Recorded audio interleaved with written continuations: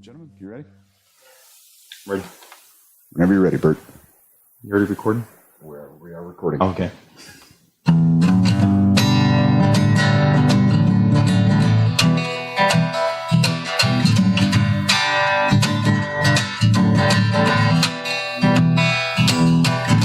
Starting life young, I didn't have a clue about what to expect, and now my life's a wreck. I thought I knew it all, but I knew nothing about anything. I tried so hard, but I didn't try hard enough for you. And I thought I had it all down, I thought I planned it all right, but I was wrong. And you stood in the distance, I cried out to you, but you had your back turned. I'm watching the clouds as they pass by,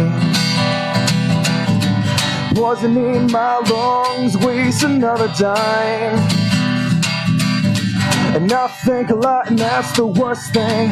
Hang my head knowing I'm the last thing on your mind. I had my time, but I know I'm in your dreams still. But you're strong enough to push it all down our lines. Oh my dismay, I was the one who tore it all down, and now I lay in the broken pieces I made. Now I drown in my disgrace.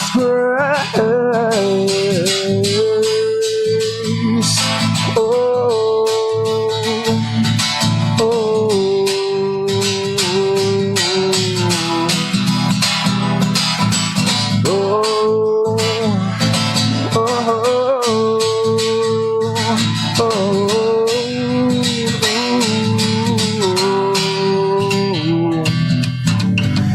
you can be free. Well, I try to live with your absence.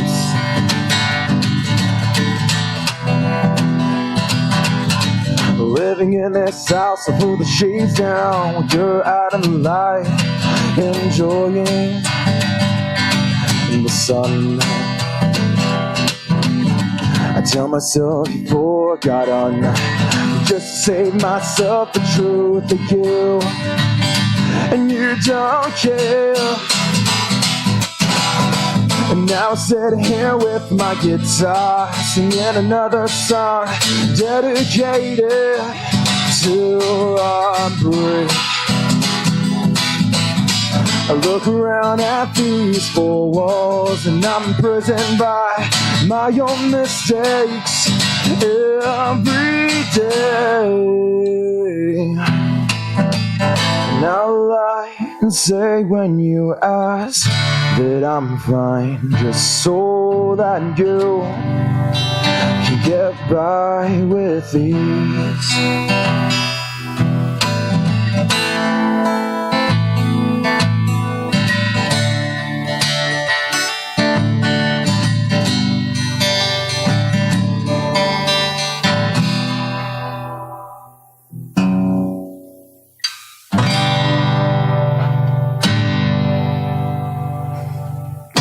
Yeah. Fucking beautiful, man. Thank you.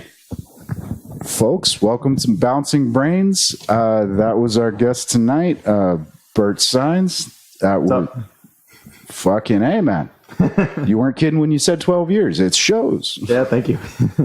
Polish that motherfucker up nicely. It's okay. That's a song I wrote a while back. It's called Getting By. Right on. Just Getting By. How does that, you get a good response from that one in the... Kind of. I mean, I haven't played enough shows for me to know what response to get from certain songs, so I don't know. Hopefully good from the times I've played it. When did you... All right, let's do this. At least a quick introduction. Hi, I'm Sean Hatfield. That's Freddy G. And our guest, Bert Saenz. Now, down to the questions. How long have you been playing publicly? I mean, like at shows, at performances. Shows. I've always done little shows here and there over the years. Like I haven't like music's always been a part of my life. I started taking my mom put me in piano lessons when I was 4, and I took them from when I was 4 until I was 11. And then during that time, the school that I went to, it's here by the way in Valley Keyboards in McAllen. So they hosted recitals. I think it was every month. So I was always performing in front of people. And then once I got into middle school, then I discovered rock and roll. And then I was like, I'm not going to play any more classical. And then I started trying to play like the first song I heard on the radio that really inspired me to start playing was Afterlife by Avenged Sevenfold. And that's when I was like, I have to learn how to play that. So I tried to play electric guitar, and then I figured out it was way harder than I thought it was going to be. So I started playing the acoustic. And then I was like, okay. And I tried to sing, and I was like, I'm decent at singing. So I just built that after that for 12 years till now. And singing is not an easy thing. I took a crack at doing vocals for a few friends or in my early 20s. And yeah, it's like, oh, you sound great, drunk at fucking 2 o'clock in the morning. But, it's like, oh, you want me to hit that note? No. Yeah. No. Yeah, like now I think I'm okay, but when I started, I was not good. But like everything, I was like, practice, and it'll get better. You ever heard any of those, some of the early reviews of, say, Bob Dylan or Jimi Hendrix? Yeah. Yeah, it's like, this kid can't sing for shit. I saw the documentary because he said, it's like, I can't remember his words, because he said, it's like, how can someone have the courage to sing so off key or something like that? But it's funny because Bob Dylan's like, a lot of his writing it's inspired a lot of my writing. Not his like the melody or the way he plays, but the writing itself. Like I always thought, like if you can, because there's a lot of musicians that they're really good singers or they're really good at what they do, but the lyrics aren't always so poetic. So I try really hard to think about what I write when I write them. That song that I wrote actually was inspired by Bob Dylan too. So I try to write it like how he doesn't just have like random chorus lines like a catchy tune, and he writes whatever he feels, I guess. You familiar with that? I think it was the album Modern Times, where he got sued by a Japanese author who had the guy had written a book about kind of an autobiography about his early life growing up with his father, who was in the Yakuza. Yeah. And I forget what the name of the song is off the album, but he's basically word for word, like just snatching paragraphs out of this book. Oh. And it's, on the one hand, it's like, where the hell did he get this song from? And then you're like, oh, he fucking plagiarized this. But then on the other hand, it's like, but he made it sound good. Like, it's a good song, man. Like, the old joke about like, a really talented singer could, sing you a grocery list, and it's like, oh, it's touching. The part about the scrambled eggs, right so here. Emotional. So you I never heard of that. You said that you've been doing this for 12 years? Yeah, and like performing, I started performing right away after I picked up on the guitar and singing. Like I just started. And you're 20. I'm 23. You're 23 and you've been, holy shit. Yeah, I started when I was like 11, 12 playing guitar. The timeline works out. He said 11. It's on there. As soon as I picked up middle school, and my piano teacher got pissed because he was my piano teacher since the beginning. He has his own school now. He's still here in the Valley. I don't know if I can feel free to plug if you want. I mean, okay, I don't know how they're going to feel about the content of this, but that's Musical Living Academy. I don't know where it is. It's in McAllen, but if I ever make it, or whatever, he's the one that instilled that music in me from the beginning. But he was pissed when I got into middle school because I said I wanted to stop playing piano, taking lessons, because I liked the music I played. It was like classical music and it was challenging, but when I started getting more into music, like it isn't what I wanted. Like I was never going to write a classical piece or like a symphony or something. I heard I started hearing Avenged Sevenfold and Metallica and the Foo Fighters, all those people, and I was like, that's what I want to make more. Like it's cool. Gotcha. so like, you have like, I feel comfortable asking you this because I can see that you have the experience to answer. Mm-hmm. I used to write lyrics too. It's just my lyrics were way different. I know that writing a rap is way different. Yeah. Not way different, but it's different than writing a song that you're going to sing. Yeah. Because with a song, you need to put a melody to it. Yeah. When I, because I did it in high school or whatever. I did the whole mixtape thing and all that. Mm-hmm. And I'm just throwing this out there like as a reference point.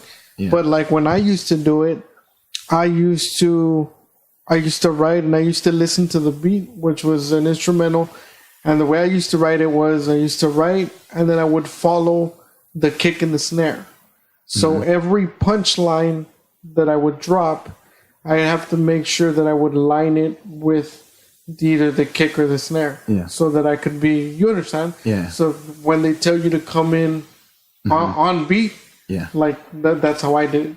My question is, I can't sing for shit, right? So I know that when you write a song, so when you write a lyric, when you write a rap or whatever, you can kind of just go and that's how you match it up. But when you write a song, I know that you have to also create the melody. Yeah. How do you go about creating that melody? And how do you go about, once you created that melody and you write another song, how do you go about creating another melody that doesn't sound like the last one? That's a good question. I know a lot of people always, I think it's like anything, like if I've never written a joke. So when I would never know how to write a joke, but like people always try to break things down to like a process. And for me, it's never been like, I've never been able to just sit down and decide I'm going to write a song. For me, it's always been like, inspiration. Yeah. Like I have to be inspired. It could be anything. It could be another song that I hear, or it could be a memory, or it could be like anything. It could be like a stop sign, and it just reminds me of something or makes me feel a certain way. And it starts off as a feeling, and then whatever that feeling is, it'll manifest itself into like an idea, and then it'll either be like, the most basic to me is like, it's either going to be love driven or something about life, or it could drugs. Be anything. It could be something specific, like anything, like Under the Bridge. That one's about drugs, but most people, if you just listen to the song, it's like, it just sounds nice, it's cool, but if you really listen to it, like it's a painful song to I don't know his name. Alex, I think. I don't know. Clytus, I think. Anthony Clyde. I don't know. I'm super bad on names. Shit. Fuck. Anyways, it's a good song. But like the way I do is like it'll be feeling, and usually it's the music that comes first. And the music's never. So the music you kind of. Yeah, like it starts off as feeling, and then I can like hear it, but I have to have a guitar or something.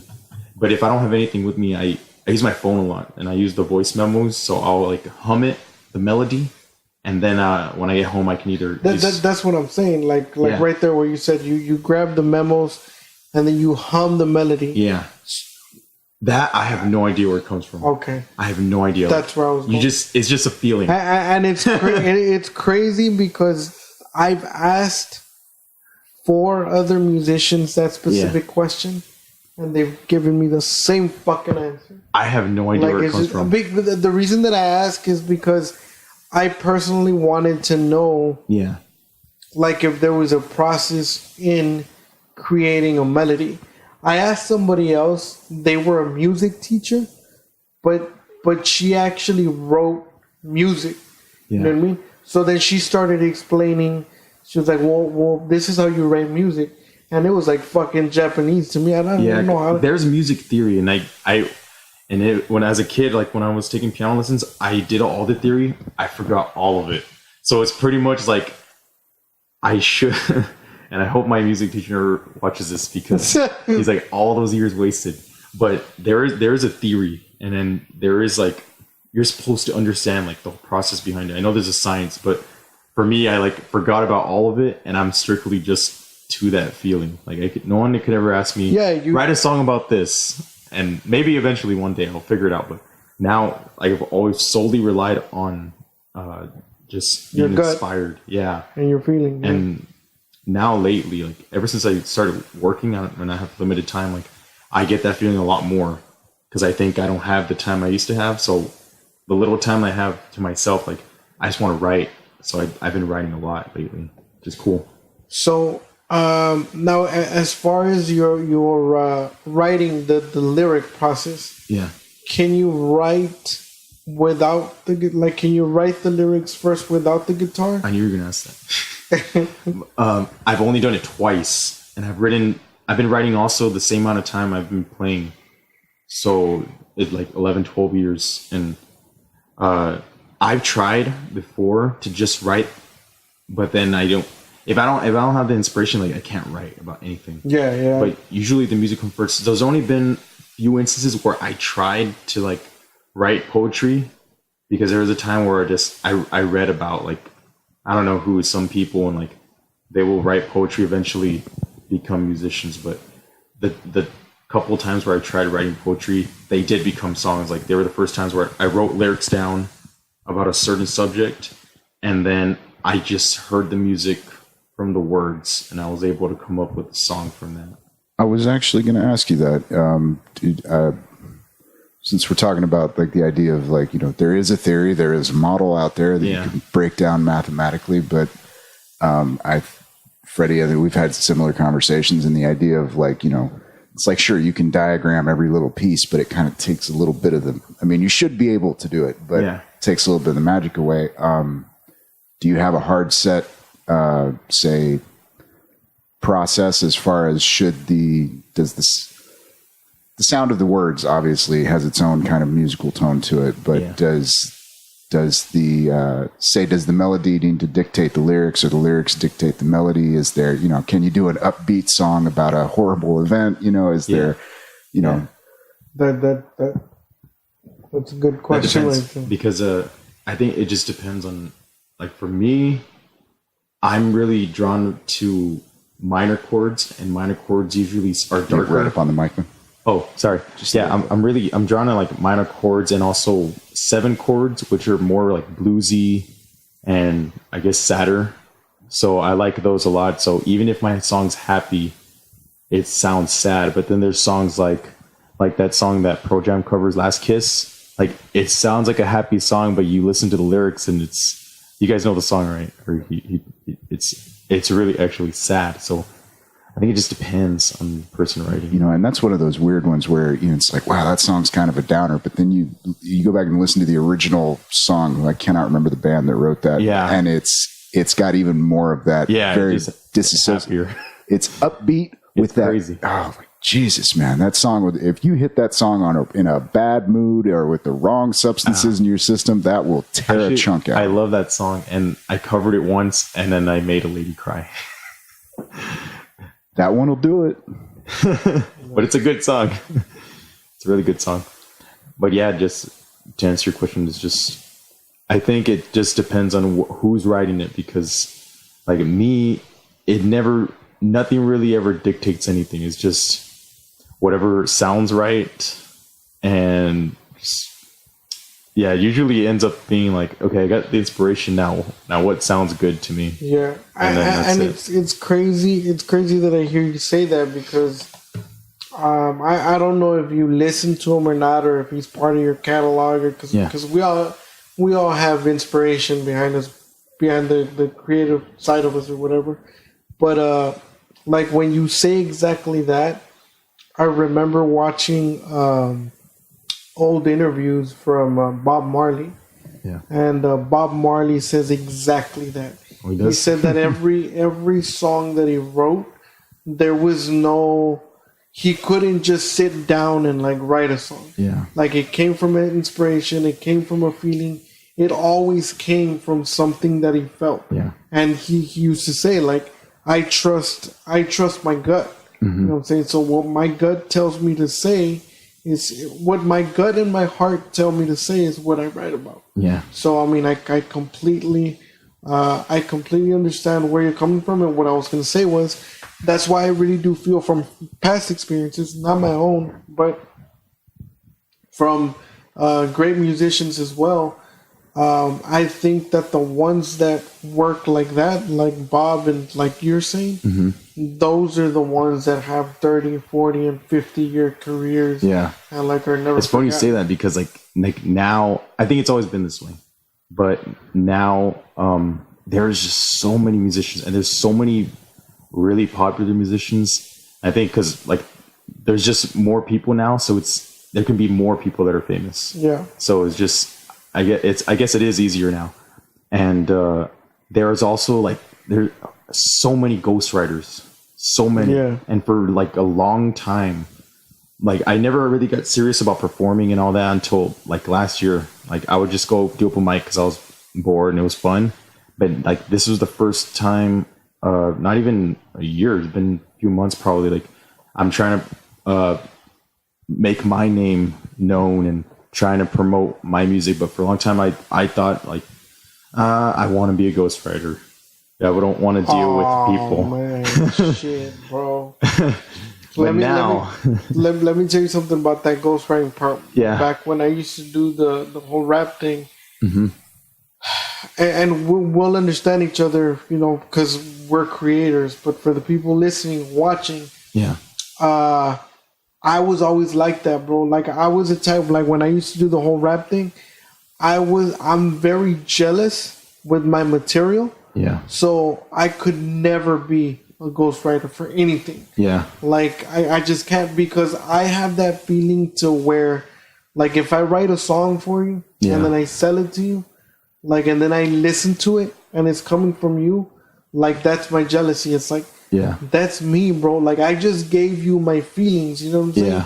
Like, and I'm having somebody else sing. So I could never do that. When I started doing comedy a couple years ago, same thing, man. Like it's the same thing in comedy. People have writers. Yeah. And I thought it was just maybe like a me thing, but even with comedy, I could never like write for somebody else. Did you ever write for someone and then like experience them doing or playing or saying your material? But I'll tell you just the thought of it. I'll tell you a very, very long story short. I recorded a demo once professionally in a professional studio in LA. And like I said, long story short, the engineer of that studio heard it and he was vibing to it, man. He was like, oh, y'all have good stuff, whatever. Like I said, long story short, they stole that from me.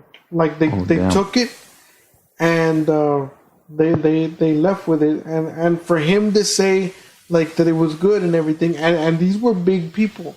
Like they knew people at record labels and stuff like that. So they took it. I thank God, bro. I thank God that till this day, I've never heard any of those songs on the radio.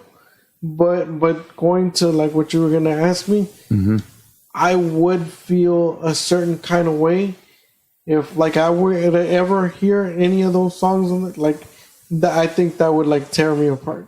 Yeah. It's just something about like giving away like my material, you know what I'm saying? Yeah. And I've talked to Sean about this as well now in comedy, because there's a lot of comics, dude, out there that have writers, and some will tell you like they have, like there's people that don't write their own material. Yeah. I could never do that.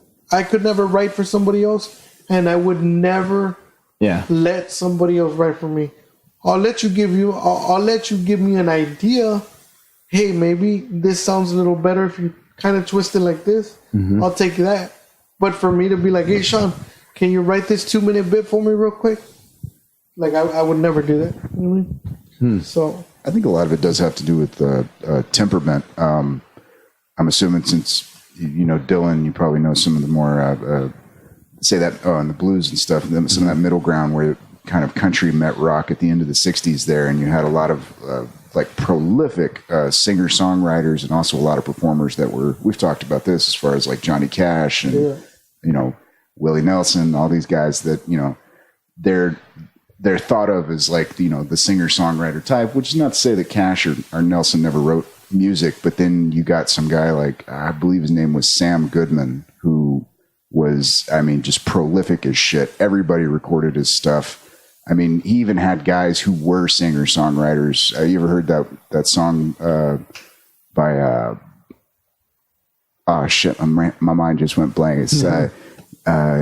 you don't ever call me darling, darling. You never even called me by my name. No. Okay. It's a great song, man. It's a funny ass little song too, because the guy who wrote it was just, I mean, he's a hilarious dude, but he's one of these guys that like you watch him perform and there's even video of him like watching other people perform his songs, and you could tell he's like, if the song is good, we're good. Like he just wants that to be, you know, a done and you know, a good product. You know what I mean? Yeah. Like, and product might not be the right word. You know what I mean? A creative act, as long as it is He just wants to be heard. I don't even think it's that. That's what I mean about the temperament. There are some people that want to be heard. Yeah. And then on the flip side, you have people that record, you know, that do other people's written material, and then like they don't want you to know. It's like, oh, we don't talk about the writers. You know what I mean? Yeah. It's like, wait a minute, why am I on like the the special weird thing. thanks instead of under, you know, songwriter? And It's like a see weird thing. that's a little worse. I've seen it a little worse, like on the comic side. Like you'll never ever hear a comic say, "Oh, like so and so like wrote this for me." Normally, like people that do have writers, they have writers, but you know they've been paid off, kind of, and like moved to the side, and like you never hear that. Yeah. With songwriters, especially now, I know that before it was more, it wasn't as known, but now with writers, like everybody, because of lawsuits, everybody like gets put on the credit. Like even I've heard of scenarios where like even if somebody contributed as much as a word, they get a writing credit. I actually heard that fun fact from that song, that stupid song, the Thong Song. There was one of Siskel's cousin's nephew contributed, I think, 2 words, and he got writing credit for it. So do they get a cut of it too? I'm royalties? pretty sure they get publishing. Yes. Yeah. Publishing doesn't work. Publishing doesn't work exactly like royalties, but they do get publishing for it. I don't remember the exact details. Yeah. But because I actually went to school for some of this shit as well. But And just to point it out, a lot of the times when that happens, that's so somebody can, or at least not necessarily with music, but if it's something like with comedy, a movie or something like that, it's so that they can get their credit and they can get into the union, which means they get health benefits and you know, savings and all that shit. So no, but a lot of it is like you said. Also, it does come down to like money or whatever. Yeah. But where was I going with? oh yeah, if we didn't involve money in this whole art thing, it would be beautiful. I mean, nobody would ever write anything, but it'd be beautiful. Yeah, man. So with the like they contribute. Oh, the difference between the royalties and the publishing. Publishing, I think, is exactly, and you can research it or correct me if I'm wrong, but I believe publishing is exactly for that. Publishing is for people that contributed a word, a sentence. Like it gets down to the really nitty gritty technical, but I think that's what publishing is for. The royalties is more of like when you were like a full like composer or producer, and you're trying to get like your cut from what you gave for that. And also publishing is so that you can get writer's credit into the they call it the Writers Guild. All right, yeah, the Writers Guild. So that's also what they use that for. So yeah, that's one of the ones that it reminds me of, like the Thong Song. Yeah, and that was the funny story about it, because I saw it on one of those sites of like Unbelievable Facts or some shit like that. And it was like, yeah, that it was Siskel's friend's nephew's cousin or some shit that contributed 2 words or some shit, and they gave him publishing for it. So yeah, well, now here's a little bit of a what if for you. Like, okay, the fame comes, or at least a acceptable enough notoriety. 15 minutes. Fuck 15 minutes. You build your audience and you ride those motherfuckers for life. So show this music to your kids. How would you feel if somebody covered one of your songs? Have you thought about that? I've always wanted someone to cover my song. Always, because Good answer. I've never, because I was thinking about what you said, and if someone stole my song, then I'd be pissed. But I'd be pissed more than just the money, because if I cared about the money, I would not be a musician, because I've been doing this for free the past 12 years, pretty much. But if someone had stole out more than the money and the getting the credit, I would be thinking he's not playing it the way I would play it. So that's what I think would piss me off the most. That's a little bit where the inspiration for the question came from. Because I was reading through a discussion. I guess some new wave pop, whatever somebody covered. They covered Jeff Buckley's cover of Leonard Cohen's "Hallelujah," and Prodigix or something like that. I don't remember what the name of the band was. I didn't even listen to it. I just kind of read through the conversation. Yeah. I mean, frankly, I don't. You're familiar with the song "Hallelujah," right? Yeah. Familiar with Buckley's cover? Maybe, but it's the one. Hallelujah. Yeah. Okay. I don't know, but I know the song. All right, fair enough. I'm more, my druthers is to listen to the Cohen original just because it's, one, he's the guy who wrote the song. So, I mean, which is not to say there are some guys that write their own songs and, somebody does it better and you go, give it to him. That's just, and nothing wrong against Buckley's song, but the argument against this other cover was that it didn't seem like they had a connection to the song. It was just like, oh, that's that's a popular song. We should cover that. Yeah. As opposed to being like, no, this song actually, which is the argument I've heard in favor of Buckley's cover, was that it's no, this was a song that spoke to him and he was doing a rendition of the song. He wasn't just, like a tribute. Yeah. Because a lot of the times, the one thing that I thought was weird for a long time was musicians they'll put out an album and they'll put a cover in their album. And then a lot of times people would think that they wrote the song. There's a lot of people that think that Guns N' Roses wrote Live and Let Die, but it wasn't. But both the original and the cover are amazing, but they're different. They're really different. I think it's weird to put a cover on your album, though, even if it is something that you're trying to make tribute to. I agree. But there's times when the cover, maybe that song inspired their whole band. It's possible it's happened. And this is just real quick, just to go counter against what I just said previously. I forget who did a few years back. Well, 10 plus years back at this point. Somebody did a cover of "Simple Man" by Leonard Skinner. It was "Shine Down." There you go. It's not my cup of tea. My understanding and watching the guy having performed it live a couple times, I get it. The song spoke to him. He was doing his thing. But I mean, the first time I heard it on the radio, I was like, what the fuck? That's right up there with Tool's version of Imagine. It's is it Perfect Circle did Imagine, right? Yeah. They did? Perfect Circle. I haven't heard it yet. Okay. But also Deftones covers Simple Man too, and it sounds completely different from the original. I like it, but I have to be in the mood for it. But Leonard Skinner's, I can always listen to that. That one's good. This is my problem going back to putting a cover on your album. Yeah. Michael Jackson. Michael Jackson's fucking... Smooth Criminal? Yes. And then Alien Ant Farm? Alien Ant Farm. Yeah. Put it on there. Yeah. This is what I had a problem with that scenario. Yeah. That not only did they put it on their album, they made it their single.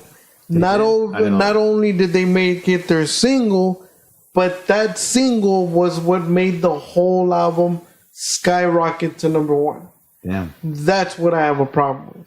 So I was like, that is. I mean, don't get me wrong. Jackson, Michael Jackson back then, he was alive. Yeah. He got his cut. Like everybody knows, he got his cut. But still, man. And then this is what made it worse.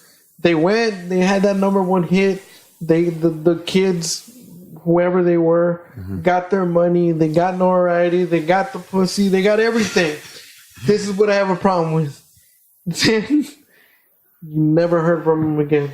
Yeah, that was like their number one. That's their number one song. That's their most popular song. They had one other song after that one that came like 3 years later, I think.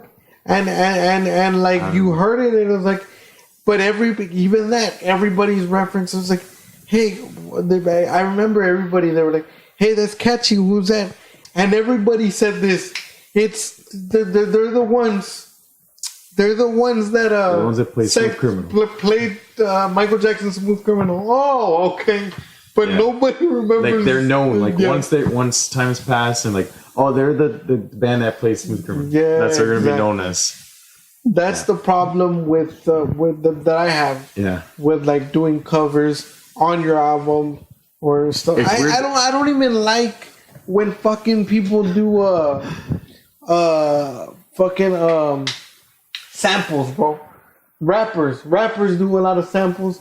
I don't like that shit. What is that? Like when they sample a song.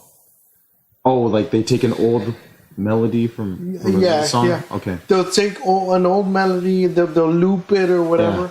I mean, if you're going to sample a sound, like for sound purposes, cool with that. Okay. And I was just thinking about a very similar line of thought the other day, specifically Eminem with Dido on Stan. Now, I went out and bought bought her album after that. Like, I've still got the copy sitting around somewhere. And it was, I think that was a great example of like the way that song was produced. Yeah. And one, they were taking an artist who was not all that well known. It wasn't, they were like, oh, there was none of that sense of like, let's ride the coattails. Yeah. It was, oh shit, that's cool. Chop that. And if you listen to the original song, it's a much different tone. I mean, they're using the exact sample from the song, but that's a small snippet of a 3-minute song. Yeah. As opposed to say when he used fuck was it? Free Emotion, I think. Or no, I don't think he used. He sampled Aerosmith for. Oh yeah. It was the Dream On. Dream On. Yeah. Okay, Dream On and Sing for the Moment. And that was. Yeah. I mean, even just take any lyric for the moment. Take any lyricism like out on Eminem's part from that, and just like listening to what they did with the sample on that. It was, as a fan of Aerosmith and as a fan of Eminem, it was just like just disappointment all the way through. Like, because it sounded too much. They were using way too much of the actual song in that sample. There was no artistry to it. And I think I get it, but I want to give you a little pushback on it. Okay. From my perspective, what you said makes absolute sense 100%. But when you go back, because I've listened to that song plenty of times, and I'm the type of dude when I listen to music, I listen to it. Like, I listen to the lyrics, listen to everything. That's just the way I've always been wired. So if you go back and now again, this is my opinion because I can't prove it because I've never talked to Eminem or Aerosmith for that matter. You don't say. So my opinion is, if you go back and listen to that song, like in its entirety, but listen to Eminem's lyrics, then you go back and listen to Aerosmith. Mm-hmm. Again, maybe it's just my head, but I could connect the correlation as into why he sampled that song, and then you go back and listen to his lyrics, like the feeling and the vibe and the subject matter,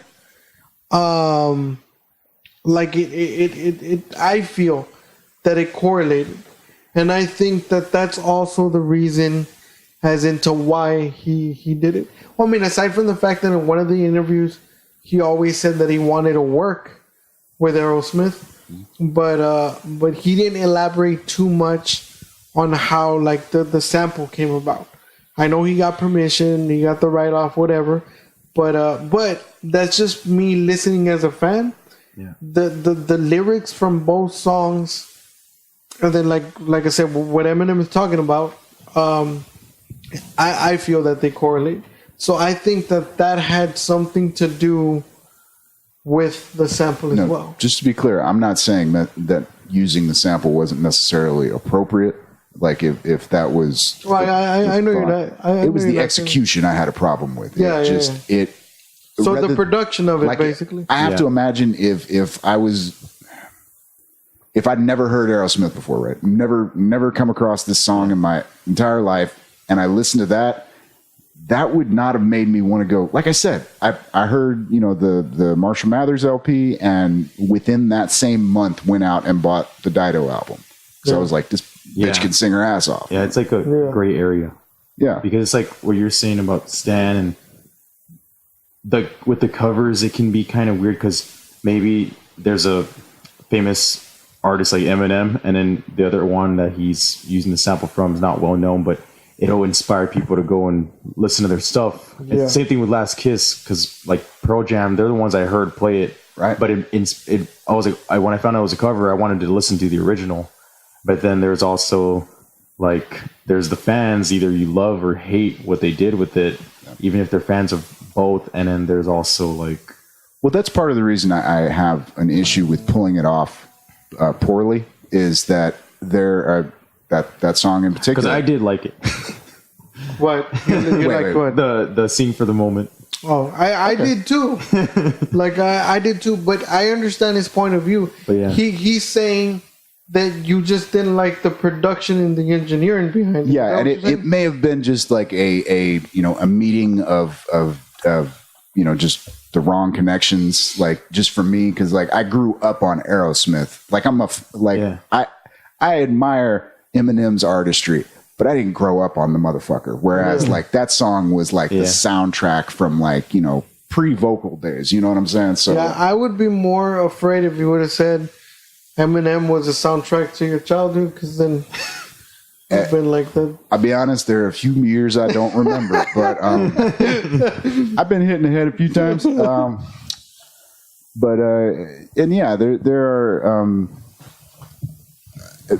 temperament, like I was saying, you know what I mean? There are some covers that's like I can appreciate the intent without appreciating the execution. Yeah. You know what I mean?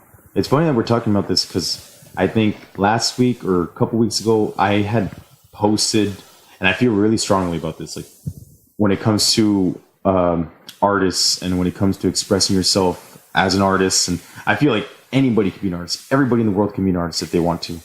But when it comes to like the copywriting, I hate copywriting.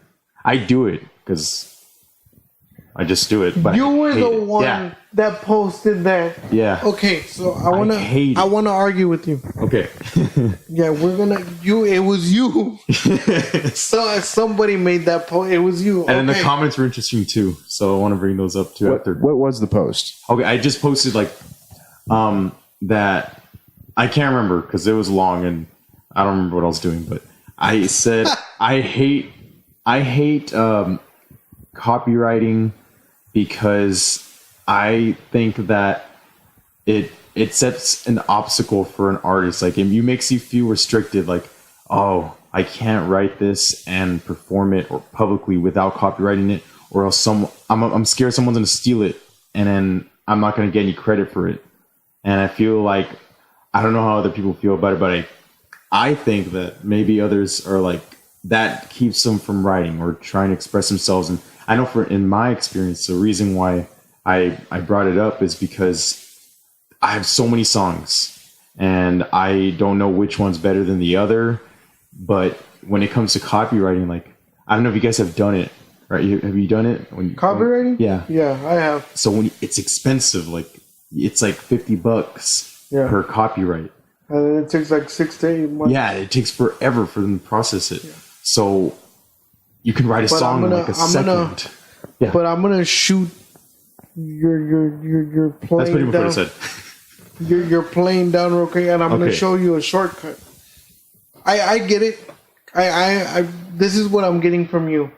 It's a headache to go through the legal process. So the legal process kills your creativity. Yes? Yeah. Is that what you're saying? Yeah. Okay.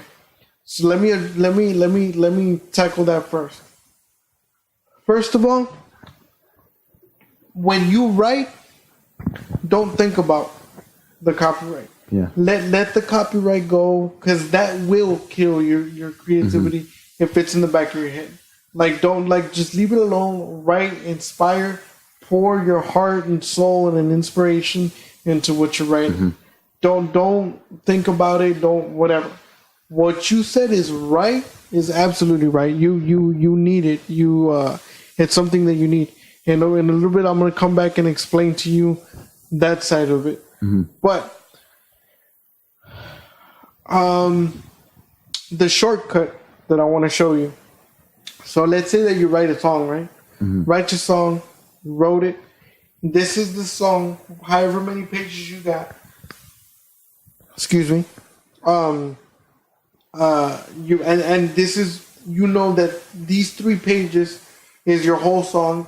This is what you're gonna sing. This is what you're gonna record. Whatever. Okay. You take those three pages, whatever, staple them, whatever. You go to the post office. Okay.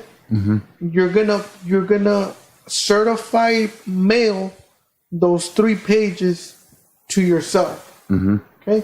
When you do that at the post office, they're gonna put a stamp on it.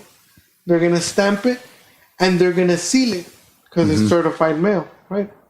So then that package is gonna go back to your house. You're gonna get that package. When you get it, never open it. I know about that. Never break I know about that. Never break But that seal. I'm zero lawyer. I don't know anything about the law. I just know the things that can put me in jail. But good to know. Good to know. But with that, like, I used to do that, but I can't remember if someone told me or I read it or something, and I don't know if it's probably it's either a myth or what I'm about to say is a myth that doesn't actually protect your work of art in a court of law. It does, and I can tell you this: that this was told to me by an entertainment lawyer. So he's like, and he told me, he specifically told me, this is the cheap way to do it while you're waiting.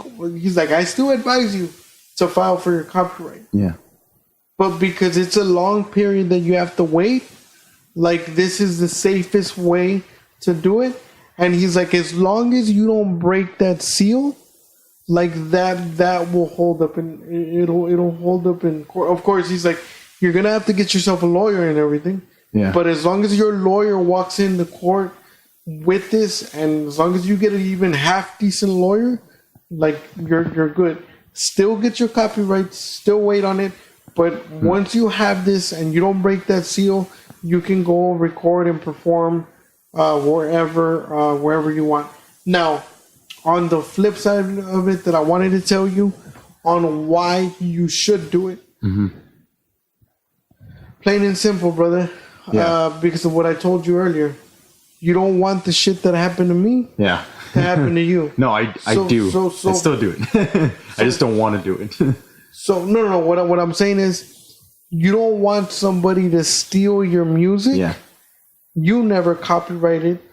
Yeah. That person goes and copyrights it. Yeah. Now, by law, in your heart, you know you wrote it. Yeah. But if they copyright it, it belongs to them. And if they say they wrote it and they have the paperwork, you're fucked. And you will never see a dime of that money if they make money. Yeah.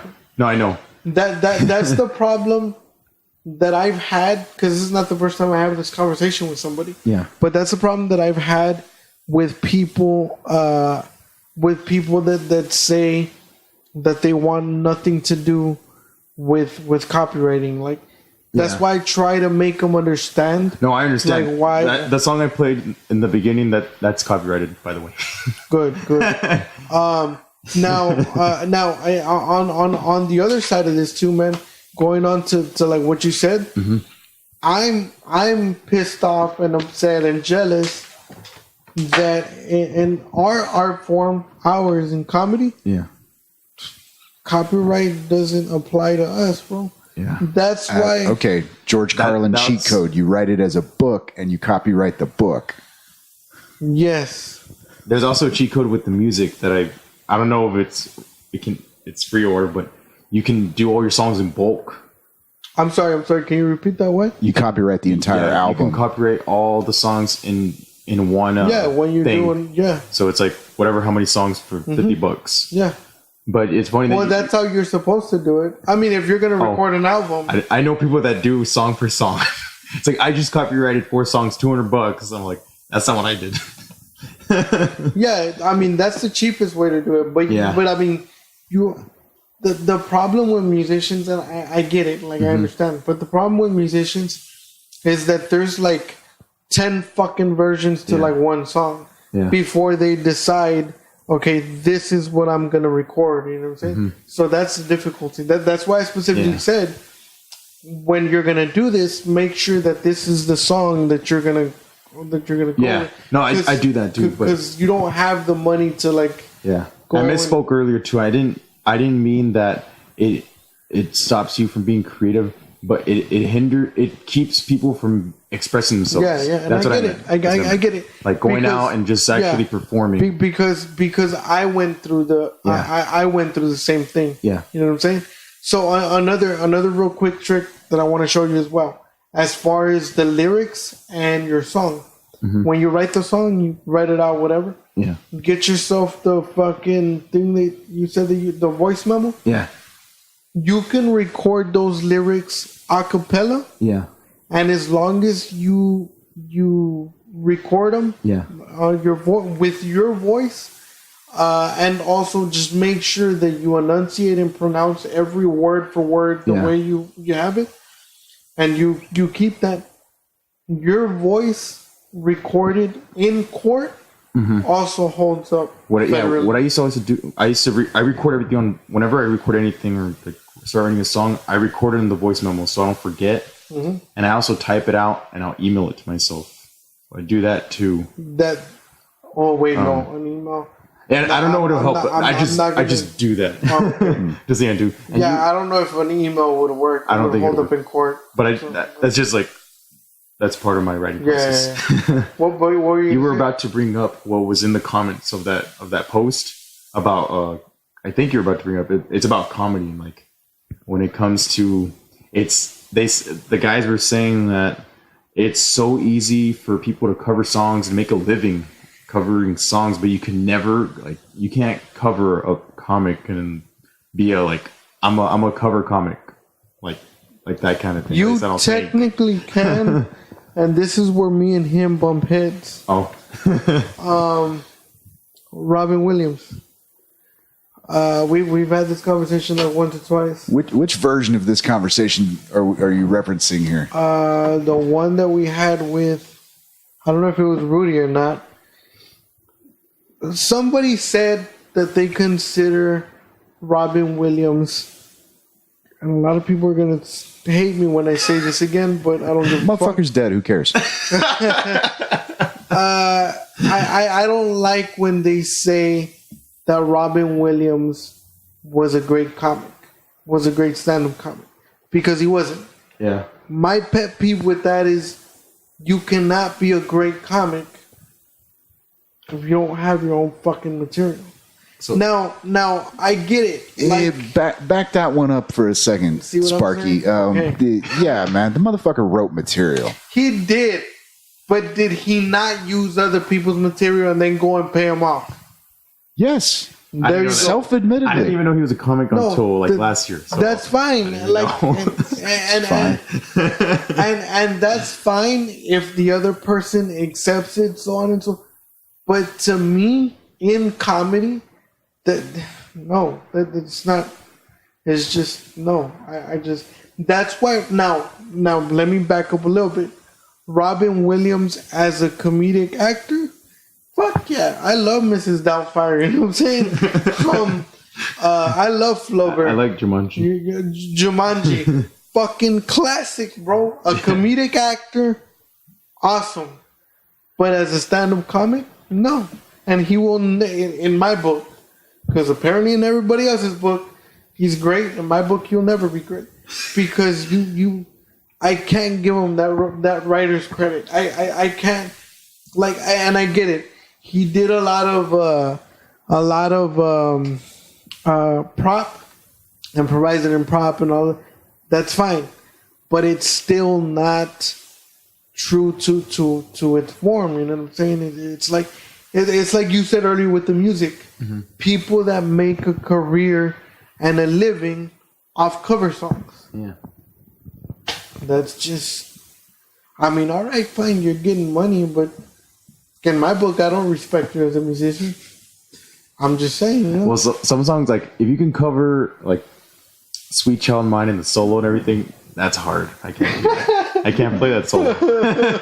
Or Paradise City and play the whole solo, that's hard. Yeah. There's some respect to that. That one's hard. But other songs, it just depends. It's a really gray area with that stuff. And then really just great. To cap off the Robin Williams thing, this is my counter that I have. Because a lot of people that say that they hold Robin Williams as a top comic, and those same people don't give enough credit, never give enough credit to Red Fox as a stand-up comedian. Everybody fucking remembers him from Sanford and Son, but ain't nobody remember what he did in stand-up comedy. And like that's the pet peeve that I have. That, bro. I mean, I don't know how far your extent on comedy is, but I know his is. But Red Fox fucking was a comic genius. You know what I mean? And people just don't. People just again. They just the old man from Sanford and Son or whatever. I've never heard of him, and I've never seen that movie. Or is it a show? Even worse. Yeah. Sorry. But those are the same people that say. But Robin Williams was a great comedian. No, he was.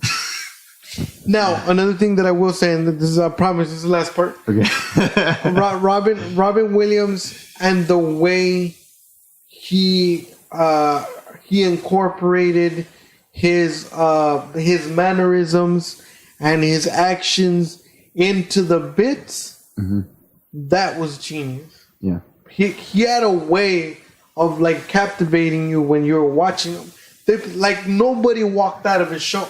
Because he had a way of captivating the audience. That shit was genius. But it wasn't his fucking material. It was all the fuck I'm saying. Okay, dude, you're acting like he never wrote a goddamn joke. No, I'm not saying that, bro. You got something against him. Like, this is why we argued the last time. You know what I mean? Yeah, man, that's a bit of a sticking point, man. Because, like, all right, look, here's the thing, man. Well, we've had the conversation about Carlos Mencia, assuming you're familiar with. Okay. Of course. I've seen Joe Rogan. You know, the whole thing behind that. Yeah, there's actually a documentary you can watch where he's on film going like, people say I steal jokes. Fuck yeah, I steal jokes. And what? It's like, Jerry Seinfeld's the comedian, right? I think that's the one. Yeah, Jerry Seinfeld's the comedian. Is it on Netflix? It's on Netflix. It is? Yeah. Oh. Yeah. Yeah, he did. But when he said that on camera, people took it as he's being sarcastic. Well, this was years. The thing with Rogan was back in 2005. I want to say. No. I'm talking about when he did it on that. Yeah. That wasn't until maybe 2008, 2009. I mean, it was a few years after, and then he did the podcast with Marin, and they kind of went into the whole thing, and then I'm trying to remember. Isn't that where Marin cussed him out? I think I think it's been a while since I've listened to that episode. He went on somebody's podcast and he kind of went in like with this attitude of like yeah whatever, and Carlos, yeah, and they literally like went at it like ferociously, fucking like, and I even think that I want to say it was Mark Maron, man, that Possible. even in the middle, like you heard it where he said, you know what, bro, get the fuck out. He just I mean they cut it short and they asked him to leave or whatever. Or it might have been, you know what? It might have been on the Howard Stern show. Also possible, because I know Marin did a follow-up one. I don't remember one of the guys that was on the road with him for years, and I cannot remember the dude's name off the top of my head, but it was him and the dude from I can't remember his name. The dude out of El Paso, another comic they were on the road with Mencia for years, and they'd go do a show somewhere, and he'd be like, I like that joke, I'm doing it tomorrow night, here's whatever. And he's buying them cars, he's fucking feeding them, which is, I mean, the follow-up interview with the other comic that Marin did, he was like, man, I can't talk shit about him. Like, it's not like, oh, I can't talk shit. Like, I can't talk shit. Like, he was good to me. I can't talk shit about him, man. Like, you know what I mean? Like, yeah, he stole comics bits, stole my bits. But goddamn, man, he fucking treated me nice. You know what I mean? Well, just because you're like this is, I think Rogan was the first one to say this, and I agree with it. Just because you're a piece of shit comic doesn't mean that you're a piece of shit person. You know what I'm saying? Yeah. I mean, that's fine. I don't know him, but like if he perfect example. And I'm not going to go into detail of it. It's a whole different thing, but it's kind of the same thing we're talking about. LeBron James, as a player, I don't like him. Can't fucking stand him. He's not the greatest. He's not. As a person, from what we have seen that he's done, I respect him. As a man, starting up all these schools, putting kids to college, starting up all these federal funds. As a man, I respect him. All right, now, just to throw something in on that, I have no opinion on LeBron James whatsoever. But let's take Akon as example. And that story keeps going around is like, he's provided solar power to, 6,000 kids in whatever, some sub-Saharan Africa. Over a million Africans or something. Yeah. But Akon is clearly a piece of shit as a human being. Like, just because you do charity, I mean, that doesn't, I'm not making an equivocation between LeBron James and fucking Akon. I'm just saying, like, you know what I mean? There are shades of gray in there, man. You know what I mean? I mean, part of the whole thing, going back to the Robin Williams thing, like, there were a lot of comics that were like, oh shit, Robin Williams did my material. And then he'd call him up the next day going like, fuck, dude, I'm sorry, I was drunk. You got away from me. I got a little too into it. And like, I'm going to write you a check. And it's like, yeah, but how many times do you let it get away from you is all the fuck I'm saying. Motherfucker was high and drunk a lot, man. Go back and listen to, I think, Live at the Met from 86. Pryor was too, and Pryor never did that. Pryor was on cocaine, and he never did. But here's the thing. Pryor was a writer. Pryor was like a legitimate fucking like. According to you, Robin was too. No. Robin Williams wrote his material, not all of his material. He did other people's material. But he admitted that was a problem. That was not something where it was not the Mencia scenario of like, oh fuck, I'm gonna go up in this open mic and find me a new opening bit. He was a fucking drug addict who like let shit get away from himself. And dude, it's very obvious. You go back and look at some of his later stuff. He's writing directly from his life. You know what I mean? Yeah. So I'm glad that we're on this subject. You just reminded me of something, and I actually told this to Mario in Corpus. So I'm pretty sure you don't know, but you do because we've touched this conversation before. Remember that bit that I wrote about me wanting to join the military? Yes. Then I figured out there's no special forces. Right. Okay. I'm going on record right now that we're being recorded. And I would like to say that I can no longer use that bit because apparently that bit does not belong to me, even though I wrote it, and I wrote it watching a fucking army commercial. But I found out, man, I did that bit. I don't remember if it was at a show or an open mic. And this cat came up to me and he was like, "Hey man, you were really funny. I wanted to congratulate." But he like went not right at me, but he went right into it and he was like, "Where'd you come up with that military bit?" And I was at London's tavern here in McAllen. And he was like, "Where'd you get that military bit from?" And I was like, "I am me, real badass and confident." And, "Oh yeah, man, I wrote it. It's kind of new. I wrote it like a couple months back. I hadn't really tested it." He's like, "Oh shit, okay, man. It's just that well, let me show you something." And this dude pulled out the video, bro, and he showed me where Josh Blue.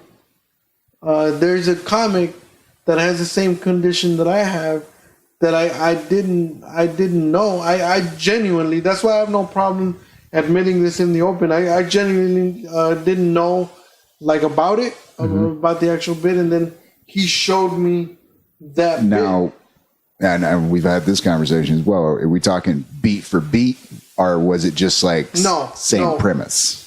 It was different premise, very similar punchline, almost identical. But his was, because his was the way I heard it, and I wouldn't need to hear it again. But his was like a connecting bit, like he was going into it from another joke. Mine was that's the way I started. One of my biggest dreams, the way I start my bit is, one of my biggest dreams growing up was that I always wanted to join the U.S. military. Then I realized that they don't have the special forces, and my dreams were crushed. That's my bit. His is more of like he's coming off a bit. I don't remember exactly what he said before, but he's like, "I wanted to join, and this is why I wanted to join the military." But then they don't have the special forces. So it was a different premise, but the punchline was way too similar. And I get you, man, because it is a gray area. Like I've had to talk some of the local comics out of like, it's like, "Oh fuck, man, I heard a bit. It's like real similar to mine." It's like, okay, how similar? Because it's like, you know, that's up there with like the headliner coming up before the show and going like, "Hey, none of you guys have jokes about cars, do you? Because I got this close." It's like, get the fuck out of here, man. Yeah, I'm doing the first 5 minutes on cars, bitch. and see, this is the thing. Yeah. Because and Sean knows, I'm very anal about fucking people stealing material. Like that sentence sounded so wrong. Very anal about fucking people. Stealing material. I just don't like it, man. So that was kind of like a kick in the face to me. But and I know that he probably didn't believe me. Yeah. I know that when he left, that person didn't believe me. But I know my integrity within myself when it comes to my writing. Yeah. So like I'm cool with myself. But when it comes to like the comedy side of it, man, like it's the perception that the audience holds you to, that the public. Yeah. Because if you do this kind of shit, you'll probably never get booked again. I mean, or it'll be very difficult. Now, in the past month, I have seen 3 different comics. One from LA, one from New York, and 2 from the UK, who have intentionally or unintentionally bitten Chappelle's old piece about being a racism connoisseur. You familiar with the bit? It's like, I like the racism in the South. Mwah! That's just quality racism right there. And it's like literally and everything. Like and it's one of those where, you know, again, when you know comedy and you're like, I know where that line came from. You either have to have that moment of like, I'm turning this off, or it's like, I'm going to listen to the rest of the bit. I mean, it's like, you know, original shit, you bit somebody's stuff, original shit, and it's like, okay, there's a benefit of a doubt in there. Now, if I see you do 3 or 4 other, you know, Chappelle type bits, like we've had that, like I've actually, I don't know if it was you I was having that conversation with, like hosting open mics when you're just kind of like freestyling in between and shit, you know, not so much when you're hosting a regular show because that's something different, but when you're just kind of feeling yourself out, you've had a few drinks in you and whatnot, I have inadvertently dropped like other, like comics material, like comics that I love. I've like gone into one of their bits, like not like word for word, like, but just like, you know, halfway through the sentence, like, fuck, that's not my joke. And like at the end of it, you go and, you know, and shout out to, you know, whatever, you know, or as the great, you know, so-and-so said, you know, there is a bit of that where it's, I think there is room for, not necessarily tribute, but there's a through line. Credit where it's due. Yeah. I'll give it, I'll put it to you like this.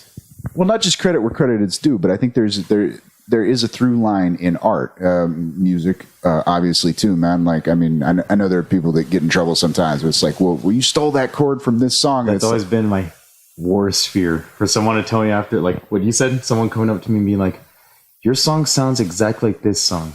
And then you listen to it and you're like, was I listening to that song when I wrote this?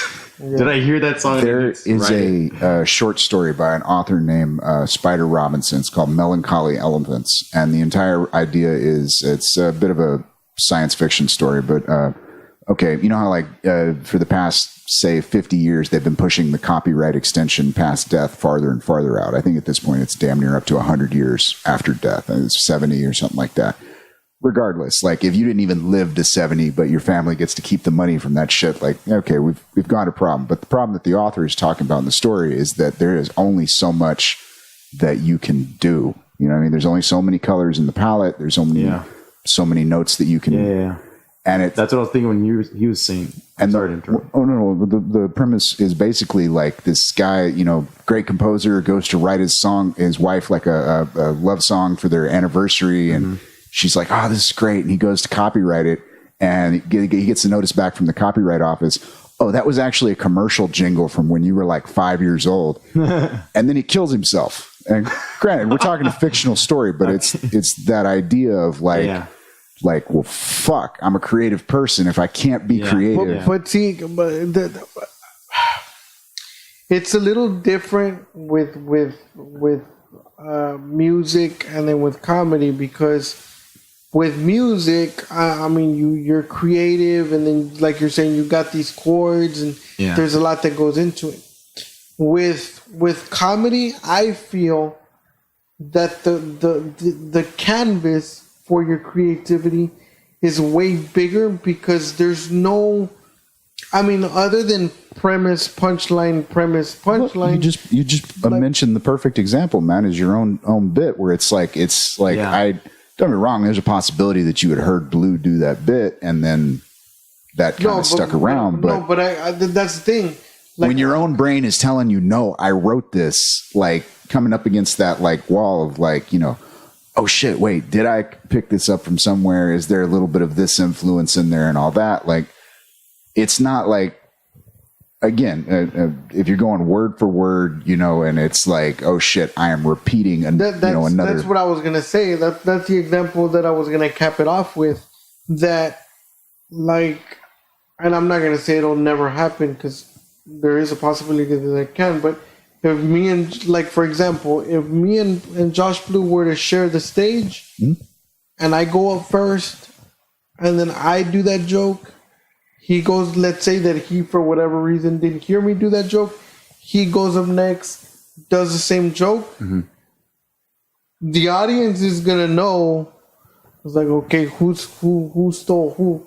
That's how I knew. Like, when he showed me that bit, that's how I knew that my bit was way too similar. And that's the reason as to why, like, the whole end point that I was going to give to this my part of the discussion was, like I told Mario in Corpus, was that, because his friend that was writing with us when I got off stage, he was the one that asked me. He was like, oh, bro, you were funny. You killed that shit. But he was like, why didn't you do the military bit? And that's when I was like, I'll tell you that on the way back home, bro. So So I no longer that was going to be the for this part of the discussion. That's why and he showed me that video, and like what you were saying earlier, man, it made my stomach cringe, bro, because I wasn't mad at him. I wasn't mad at, Josh Blue or whatever, because of course he's been famous, so I'm pretty sure he probably wrote that before me. Mm-hmm. I get it. But it made me cringe, man, because even though I know in my heart that I did not intentionally steal that from him, the perception of that one audience member, just being accused of it. Yeah, not just being accused, but his perception now of me, that's what bothers me. Because we all know all the bad shit. People are quick to fucking, this guy, like he said this bit or whatever. I hope he doesn't. I hope he just brought it to me and like that's it. Yeah. But that's my fear. He's going, oh man, no, that guy, he steals from other retarded people. So like, you know what I mean? Yeah. No, it's to go back to the Rogan video where he's confronting Mencia. You got that crazy bitch in the back of the room going, he did it better. It's like. That's not the point. Yeah, and that's definitely not what you want to say. You know what I mean? Ma'am, you're not helping me. Do you guys think like how I brought up earlier, like now it's like it's never been easier for you to get your stuff out there, and there's so many people now doing it. I think it's safe to say like now there's never been this many musicians. There's never been this many comics. I did want to tell you something about that. Yeah. I was going to tell you that now it's a double-edged sword. Mm-hmm. What made it a double-edged sword, or what's a double-edged sword, is social media. Yeah. Social media was a blessing and a curse at the same time, because the blessing was that today, for you as a musician, fuck an A&R, bro. You don't need an A&R. You don't need a record label. You don't need an A&R. You don't need a record label to make millions. Yeah. That's a fact. You can record a song. You can put it on YouTube, put it on SoundCloud, put it on Spotify. Just an example. Sell 1 million copies of that one single if the people like it. And not only have you made money, but you've gone viral. That's the blessing. The curse is the fact that it's so simple to do that. Yeah, everybody. That now everybody. Too much content, not enough time. And their mom has made another AC/DC. We're the new AC/DC. No, motherfucker, there's just one. You just turned on a computer is what the fuck you did. Yeah. You know what I mean? But that's the and then like not to like kind of put everything like on us or like or have pity for us. It's not what I'm trying to do. Yeah. But I was telling Sean the other day that unfortunately and fortunately at the same time, comedy is the only art form, dude, that if you really want to look at it, anybody can call themselves a comic. You know why? Because comedy is the only fucking art form that you can walk into a rinky-dink bar. They have a microphone. They have a PA system. Hey, bro, can you tell some jokes? And you can just try it. Like, there's no... Yeah. You don't have to be funny. Yeah, you don't have to be funny. You don't have to have representation. You don't need a lawyer. You just walk in, and that's it. Look, to be fair, I have been tempted to reenact that scene from Animal House where Belushi just smashes the shit out of that little hippie's guitar on more than a few open mics. Just been like, no, dude, I'm doing you a favor. This is me liking you. It's discouraging because it's the same thing with music. Because you see people, and there's a new thing. Like, I don't know if you guys know about this app called Ultimate Guitar. No. It's like people will post tabs or chords, and now the company's grown so much where they're actually they're taking the original song and they're transcribing it so that anyone can learn it. Mm-hmm. So they have the most popular songs that are being looked at to be learned, like the covers, and it kind of discourages people like me, because you'll go on YouTube and you'll look up like what are the most popular covers, and you'll see these guys like their whole YouTube channel is just covers, and they have like millions and millions of people watching them.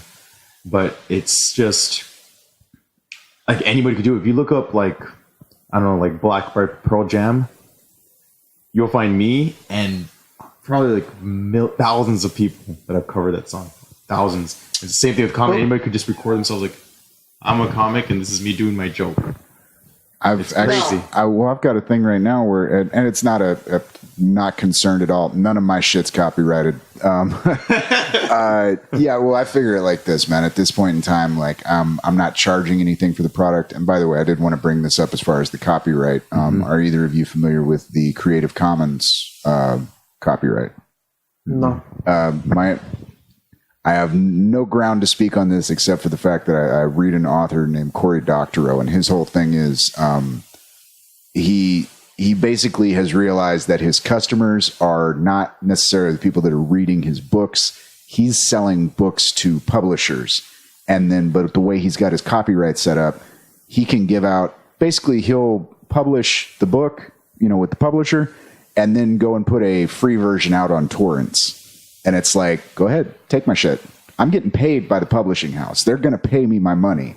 So we're good. If you can't afford my shit, cool. And it's like, I think it was Radiohead back in the day, where they just put the album out for free. And it's like, here's a donate button if you want to give us some cash. And they ended up recouping like the whole fucking tour or something like that just through the sales.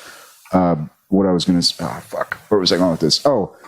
I started up a podcast about year and a half ago, and I had episodes up, artwork and shit, and by the time I started I took about a 6-month break, and by the time I went back to it, some guy had already started up like a new channel with the same name, different shit. He wasn't like jacking my stuff, but it was like the same name, and it was dealing with comedy, but instead of like actually talking about comedy, it was a reaction channel is what it was. It was some dude sitting around in his basement. That's worse. Yeah, and he was using like a clip art logo and shit. Like, all my stuff's custom, because it's like I'd rather it be my shit. You know what I mean? Yeah. That way, at least, like, if somebody steals it, I can be like, hey, that's my shit. Is he from here too? No. I have no idea, man. But it's one of those things of like, you have to beat it to the punch with a lot of stuff, man. Like, which is why, you were talking about the importance of copywriting your stuff. Like, if it's something that is intended to eventually be a sellable product somewhere down the line, cross your T's, dot your I's, because there is always that inadvertent possibility. And the thing with the Creative Commons is, if I understand it correctly, you are not as obligated to defend your copyright. Whereas with a standard copyright, if you don't defend the copyright, you can lose the copyright. Like, you have to go, even if it's like, somebody does a cover of your song, you go to YouTube and, go like, hey, that's my shit. And, maybe they take the song down for a bit, and then you're like, nah, I'm cool, I'm not going to press it. But the fact that you have to engage it every time, or you can lose. You don't know about it? Huh?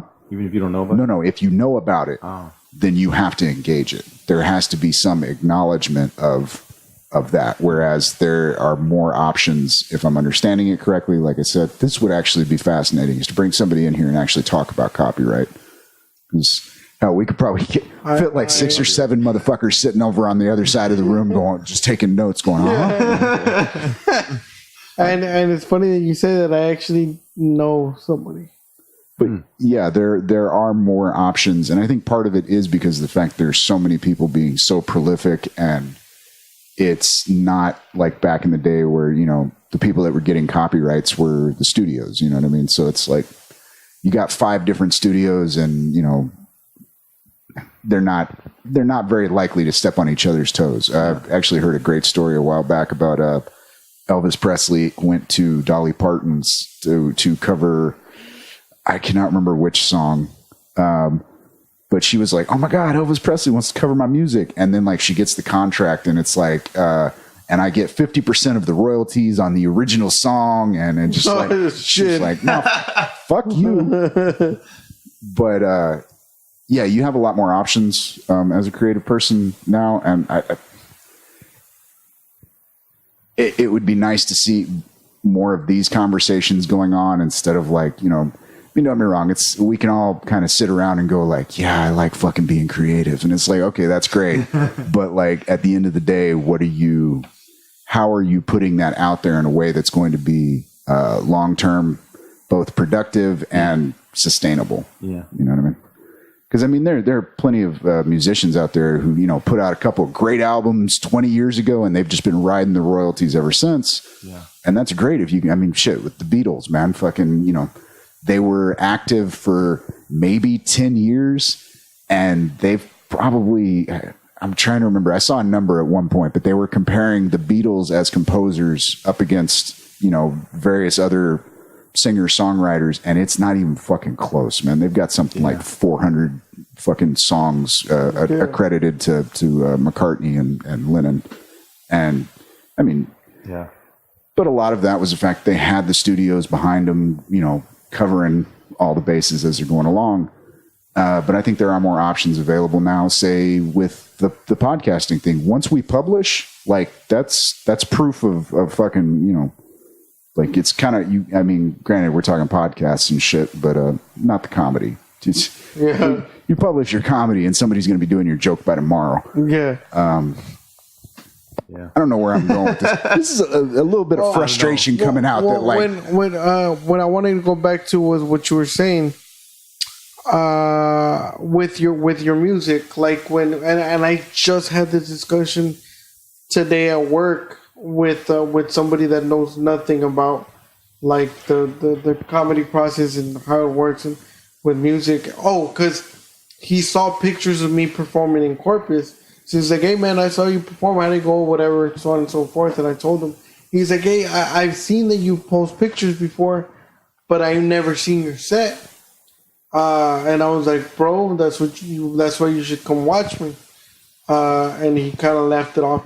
He's like, "Why don't you ever record some of your set and like put it up so people can see it as promotional stuff?" And I was like, "Look, let me explain something to you. When you're a musician and you record a song and you perform live and you see somebody like this, that's fine, because as a musician, you want people to hear you. You want people to replay your song. You want people to share it. Hey, listen to this shit." You know what I'm saying? With comedy, it doesn't work the same way. The reason that it doesn't work the same way is because one of the strongest characteristics, if you want to call it that, with us comics, that we have to our advantage is the element of surprise. Which means that if you're watching me here and I'm performing for you live some shit that nobody's ever heard, and that shit is funny and you've never heard it before, I'm gonna perform it. The impact of that laugh is gonna be priceless. Now, if I do the same shit and you record me, okay, then you post this shit online, I go over to the next city, oh fuck that, like the next club the next day, and that person there at that club already saw the clip online. Yeah. So like, I heard this. My joke, because they've heard it, is not gonna say, it's not gonna have value to the same impact. Yeah. You know what I'm saying? That's one of the biggest problems that I run into a lot. I'm pretty sure he runs into it too, to like performing down here in the Valley. I love the Valley. I'm never gonna deny that. But the thing that sucks is that the circle's so tight that we have these 10, 15 minute sets that we worked so hard to put together that work, but that we've run so often in such a small crowd of people performing for the same people that it also feels like to them that it gets old. but it's because like they've heard it. Yeah. So it's not the same thing because, like I said, we just have that element of surprise. Yeah. That's why I'm really I don't know if you saw him, but what this comic that's already kind of big and he's out there, cool. His name's Kuagante. Agenti. Oh shoot! I'm sorry, cool. Agenti. He actually created a post, and he just straight out. He was like, when you go to a live comedy show, please do not record the live performance without the comic's permission, because it's fucking disrespectful. Thank you. That's all he put. And it's true, man, because you record it, you're gonna post it online, and like that, it's over from there. Yeah, you know, and people don't understand. Like with us, people don't understand how much work and how hard it is to write a set that works. Like you have to write it, test it, come back. That didn't work. Do I scrap it? Do I start over? Then you finally hit it. Somebody records it in 10 seconds and puts it online, and it's dead again. Yeah. So like that's difficult. You were gonna say something? I was probably gonna say a lot of things, man. What you're talking about right now could be really easily a great example. Well, not a great example, but an example of that from current times would be the whole incident that happened with Louis C.K. and that bit that got. Well, not bit. Yeah. He had his whole fucking set released. I believe it was damn near an hour of material. 49 minutes. Yeah, it was somebody in a club. He was doing a drop-in set, which means he's working on his stuff. So this is raw material, you know what I mean? And they recorded his shit and they put it up, and apparently the whole thing about them recording the set was they were pissed off at. You know, instead of just getting up and walking out of the fucking club, so they did it intentionally. Like, this is going to ruin him. I don't think they had any concept of that. I think it was just like, look at the horrible shit he's saying, and it's like that was your approach. Well, I want to hear it. but that was also what I was going to say. That's what I was sitting here with that look in my eye about was like the fucked up part is like as a comic. I actually, and I've done this with some of the headliners that come down where I'll go watch them on YouTube. And like, I want to see that bit done. Part of it is it's still the element of surprise. It's you want to see how they do it, like for you, right? Well, not for me necessarily, but for the rest of the crowd. Like, I mean, honestly, at this point, the way I watch stand-up comedy is kind of like, I mean, I should be watching everything from the side of the stage because it's just like that's how I feel. I'm like, oh, that was good. How are they responding? How do they think of that? You know what I mean? Yeah. It's I like standing in the kitchen. Like I like to see how the sauce is made, type of thing. It's kind of like all right, magicians don't want you to see how they do it, right? Yeah. But if it's like, no, bro, I'm a magician too. It's like, oh, dude, you do it like, you know, you do that. And it's like, oh, shit. Oh, fuck yeah, man. And it's the fascination of the actual process. Problem is, comics don't pay to see comedy. There's a lot of us, but we don't fucking pay to see comedy. Yeah. Which is, we're probably their biggest fans, but we're not going to give them any money. Yeah. But yeah, man, like that's what's difficult about it, and I'm telling you because there has been people that have come up to me and they've told me is like, and they were cool about it. They weren't being dicks or anything. But they were like, hey man, like, do you always run the same set? And like. That's when it like kind of hits me. It's like, oh shit, they watch me. Yeah. Like, that's when you want to grab him by the collar and be like, and there's no Santa Claus or Tooth Fairy either. Yeah, pretty much, man. But yeah, so that's why I was telling Sean, and I was also while we're being recorded or whatever, I was also gonna say that's why I think I've told Sean before. I'm actually the set that I'm running now. I'm about to shelve it for a while, and I'm about to like run with a whole new one because I also, people don't get me wrong, I also do understand that as a comic, it's also my job to provide them with new material every so often. Yeah. don't get me wrong. There is comics that been I know of somebody. He's famous. He's got money anyway. There's this comic, and I like him actually. But T.K. Kirkland, he's a pretty semi-famous comic. But this dude has been running the same fucking set for 15 years, bro. 15 fucking years it's been the same hour, dude. And I mean, he's still making money and he's still getting booked. But the lesson that I learned from him, it's like he's the perfect example. Like when he gets booked, it looks like he still gets booked like at diners and shit. Like this dude's like not doing theaters or anything like that. And I think it's because of that. Like it's because he's stuck to like the same shit. Mm-hmm. So what I've learned from that is if you want to be just stagnant and be this kind of comic and not grow and evolve and change and learn and shit like that, and apparently not make more money, then like this is what you do. Like I've watched numerous sets, dude, that he's done like from the early 2000s, and it's the same thing. It's like some of the setups change a little bit, but what really gets me is like the punchlines. The punchlines are like the same. Mm-hmm. And I'm not gonna lie, dude, it's funny. It is funny, but I mean, he's been running the same thing for 15 years. Now, if it worked for him, if he's still making money, and if he's still happy with that money, then I mean that's cool. Yeah. But if you, but if like Sonia said the other day, I like the way she put it. She was like, "But if you're trying to Kevin Hart it, you need to be on it and move and create this new material."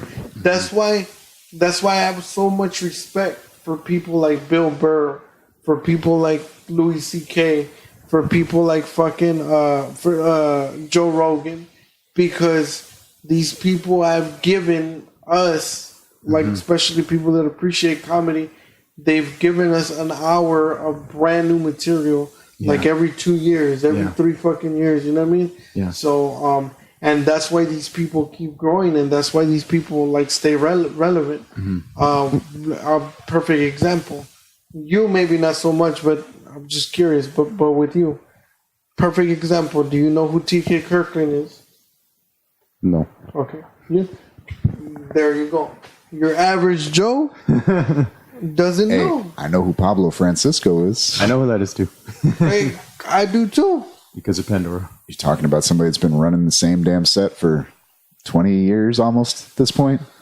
You got Jay Leno, who's been running the same set for 25 years. Well, now Leno's got a whole thing behind it. He never records his stuff. He never pushes. He never does albums. But hold on, time out. So with Jay Leno, you got to remember, bro. Don't say he's not a stand-up motherfucker. We will have an argument right here, right now. That's not what I'm saying. Is he's like Conan. That's not. Conan's not a stand-up. That's not where their bread and butter can come from. Okay, that's a fair point. They're a. And this is not taking anything from them. David Letterman, great talk show host. David Letterman said himself, I don't consider myself a great stand-up because my jokes were kind of like, I wrote it, it works, or it doesn't work, and I throw it away and like move on. And my jokes were just he said himself, he's like, they were just very simple or whatever. Okay. But they were more, my only point, I don't take anything from them, but my only point is they were more of like, they're your late night talk show host, and they did that shit great. Perfect example. One of the greatest talk show hosts to ever do it was Carson. Ain't nobody gonna take that shit away from him. You know what I mean? But like that's what they did. But when it comes to like stand-up comedy, like it's I feel like you can't exactly make that correlation. Well, I think there are people that make it work, but it's not the, well, first of all, I'm not for stand-up comedy. I don't think there's ever been a standard format for success. Never. I mean, motherfuckers get the idea, I'm going to get a sitcom one day. And it's like, no, you're not.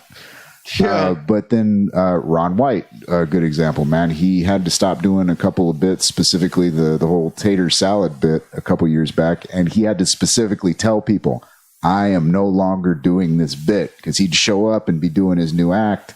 And they'd be like, do the tater salad joke. And it's like, motherfucker. It's just like with Richard Pryor. Richard Pryor had that bit, what is it? He performed it for the last time on a special live from Sunset Boulevard. Live on Sunset Boulevard. Where he plays, is it a dummy? He had this whole bit. He has like an 8-minute bit on like I don't remember if it was a baby dummy or if it was a baby. I need to go back and watch the special. But and that was a bit that he was running with. But after a while, same thing. Like and honestly, I think that he has that same bit in 2 specials. But the reason that he has that same bit in 2 specials is because, again, the audience kept telling him, and he had a title for it. And in the live on Sunset, he gets frustrated. He's like, y'all want me to do that shit again? Like, really? And everybody was cheering. They're like, yeah. And he was like, well, and then he was like, nah. He was like, I don't want to do that shit, man. You can go back and watch it. And then they kept asking him, and he was like, all right, fuck it then. I'm gonna do it one last time. Right? So right, it was live on. I'd have to go back and rewatch it. Yeah. So he did it again. He ran that bit, but he told them, this is the last time y'all gonna see this. So and this has been taped. So y'all can go back and watch this one if y'all want to. And it's funny. It really is funny. But it's one of those things, man, where after a while, like you go back and watch it, and like it gets old. But I mean, what I was gonna say with Pryor and with White, I think those are special cases just based on the fact that when that particular bit is that funny, I think you can get away with doing that. Yeah. But it's very they're very special cases. Mm-hmm. Pryor and White are the perfect examples of that. Mm-hmm. The story-based comedy seems to be a lot more adaptable to that. Yeah. Anything outside of them, I don't see. That's why I was disappointed with D.O. Hewley's last special, Contrarian. Mm-hmm. I don't know if you watched it or not, but I had D.O. Hewley like up here, because I really did enjoy his comedy. What made me drop him a couple of notches was that he, on this last special that he did, he actually did 3 bits again that he had already done on a previous special. Same exact way, same setup, same punchline, and he put them on this special. And then, because I'm real, like, I pay attention now. I'm like Sean. I now watch like comedy specials and shit like from a different perspective, because like I guess it's because I'm doing comedy, but that's how I watch it. So like I saw those 3 bits, and then I went back and I saw them again to time them, and that was a full 11 minutes, I think it was, of the special. Maybe less. I think it was 9 minutes and a half of the special. And this is what I felt as a fan. It's a 1-hour special that people are paying for or whatever.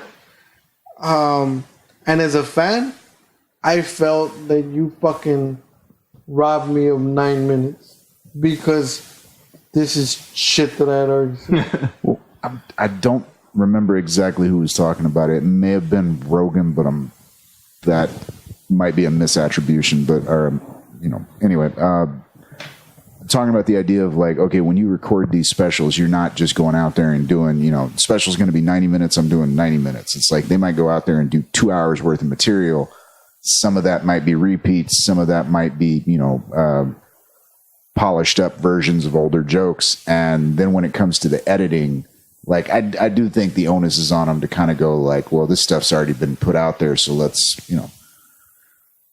I don't know, man. I mean, it's fine. Again, I think that well, just to kind of broaden this out a little bit, I have heard the argument made before, like, of like, somebody goes to see, a great band, like fucking, let's go Aerosmith. You know what I mean? Like, there's a reason that fucking band broke up like twice in the lifetime of the thing, man. It was, well, one, because of the drugs, and two, because they were going out and doing these like 2-year fucking shows, and like, you hit, say, McAllen in this year, and then 18 months later they come back and do the exact same fucking set, the same set list. They hit all the same notes. Yeah. Somehow the encore even manages to be exactly the same, and it's like, okay, man, like this is what's like watching a comic who is, fucking, oh, I've got that set nailed. It's like, nah, motherfucker, you got that shit memorized. There's a difference. Yeah, exactly. But I think in music, it's a little different because it can be the opposite. Because,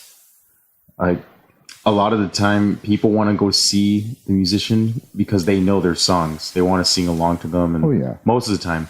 But I know musicians get sick of playing their own songs too, because I went to ACL, I don't remember when. And then the headliner was Radiohead. So we went to see Radiohead, and what's the song everybody wanted to hear? Creep. Everybody wanted to hear it. They didn't play it. They did not play it. And they played most of their new album, which nobody really knew. So like comics, like, yeah, you always want to hear the new stuff, but musicians, a lot of the time, like, people don't want to hear new stuff. And then they like, oh, this new album sucked. It's not as good as their first album. It's never going to be as good as their first album. Why couldn't it be as good as their first album? That's another thing that I hate of people that are friends as well. They want, and you see this more relevant with music. Mm-hmm. Like, and I'll give you just real quick so you can put them in perspective. The Slim Shady LP, Jay-Z's Reasonable Doubt,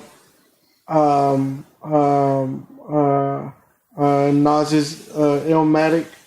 Mm-hmm. Give me one of your favorite band's first album.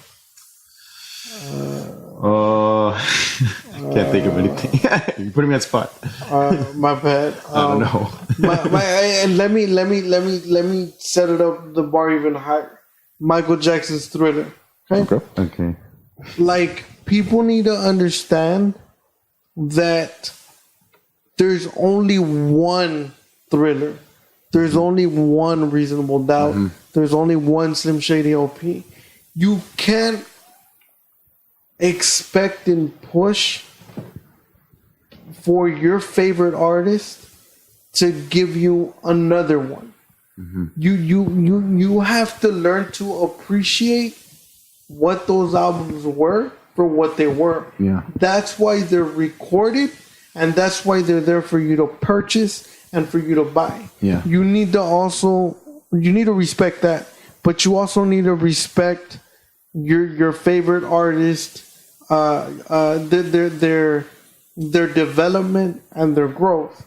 Mm-hmm. If you're a true friend of them, you have to respect that they've moved on to fucking Back in Black, and they moved on to Highway to Hell. Well, again, hold on. These are classic albums too. I get it. Yeah. But they like what I'm saying. They as long as the artist keeps making dope music, like good music, you know what I'm saying? Mm-hmm. Like I feel you need to respect it. Now on the flip side, I get it. If the artist put out like some dope ass albums, and then he puts out a shitty album, and then a shitty album again, and then a shitty album again, then I get it. Like, you know what I mean? Yeah. But you have to also learn to respect, that they're not always going to give you that classic album that they put out mm-hmm. first that went diamond. You know what I'm saying? Mm-hmm. The Beastie Boys, another thing. They gave them so much slack as well, because the rest of their music wasn't as good as what they put out later, and I just don't feel like that's a fair judgment call to give like such a great artist. Well, okay, man. This goes to what I was saying about like the audiences, man, and like people being able to pull off like different modes of output, man. Because a lot of it does come down to cultivating your audience. Like, a lot of people don't like Larry the Cable Guy, but let's be honest, the motherfuckers that are going to see Larry the Cable Guy are not going to see most other comics. Like, they like him. They don't like comedy. They like him. Yeah. But what I was that's a good point. What I was going to say for music, man, and I've confused the shit out of people giving them this answer. It's like, what's your favorite Beatles album? Rubber Soul. I also think that Revolver is the greatest fucking rock and roll album of all time. There are arguments to be made there. I understand. But here's the thing. I think the most important Beatles of all time is Sgt. Pepper's Lonely Hearts Club. Favorite. Okay. And that's what I'm saying, though. But it's a complicated answer. Hold on. Or you're not going to just go past that like you didn't say that. I need to know why. Okay. Different thing. Which one? That's what I'm saying, though. Which one? The one you said last. Sgt. Pepper's? Yeah. Why do I think that's the most important Beatles album? Yeah. Because that's the clear transition from basically playing around with the music that they grew up in, and it was there is evolved. Yeah, there is nothing on that album that you can make a 1-to-1 comparison. I mean, I've never heard anybody make the case that you can. So why not? No, I can see what you're saying. I was gonna say, yeah, I can see what you're saying. I was gonna say, why not Abbey Road? Abbey Road is, and I'll tell you why I'm mentioning Abbey Road right now. Established is the word I want to use, but that's not the right. There are a couple albums. You have like Sgt. Pepper's Lonely Hearts Club, and you have, what was it? Trying to remember the order of the albums there. What? It's Abbey Road, then Let It Be, or fuck. I don't know the order.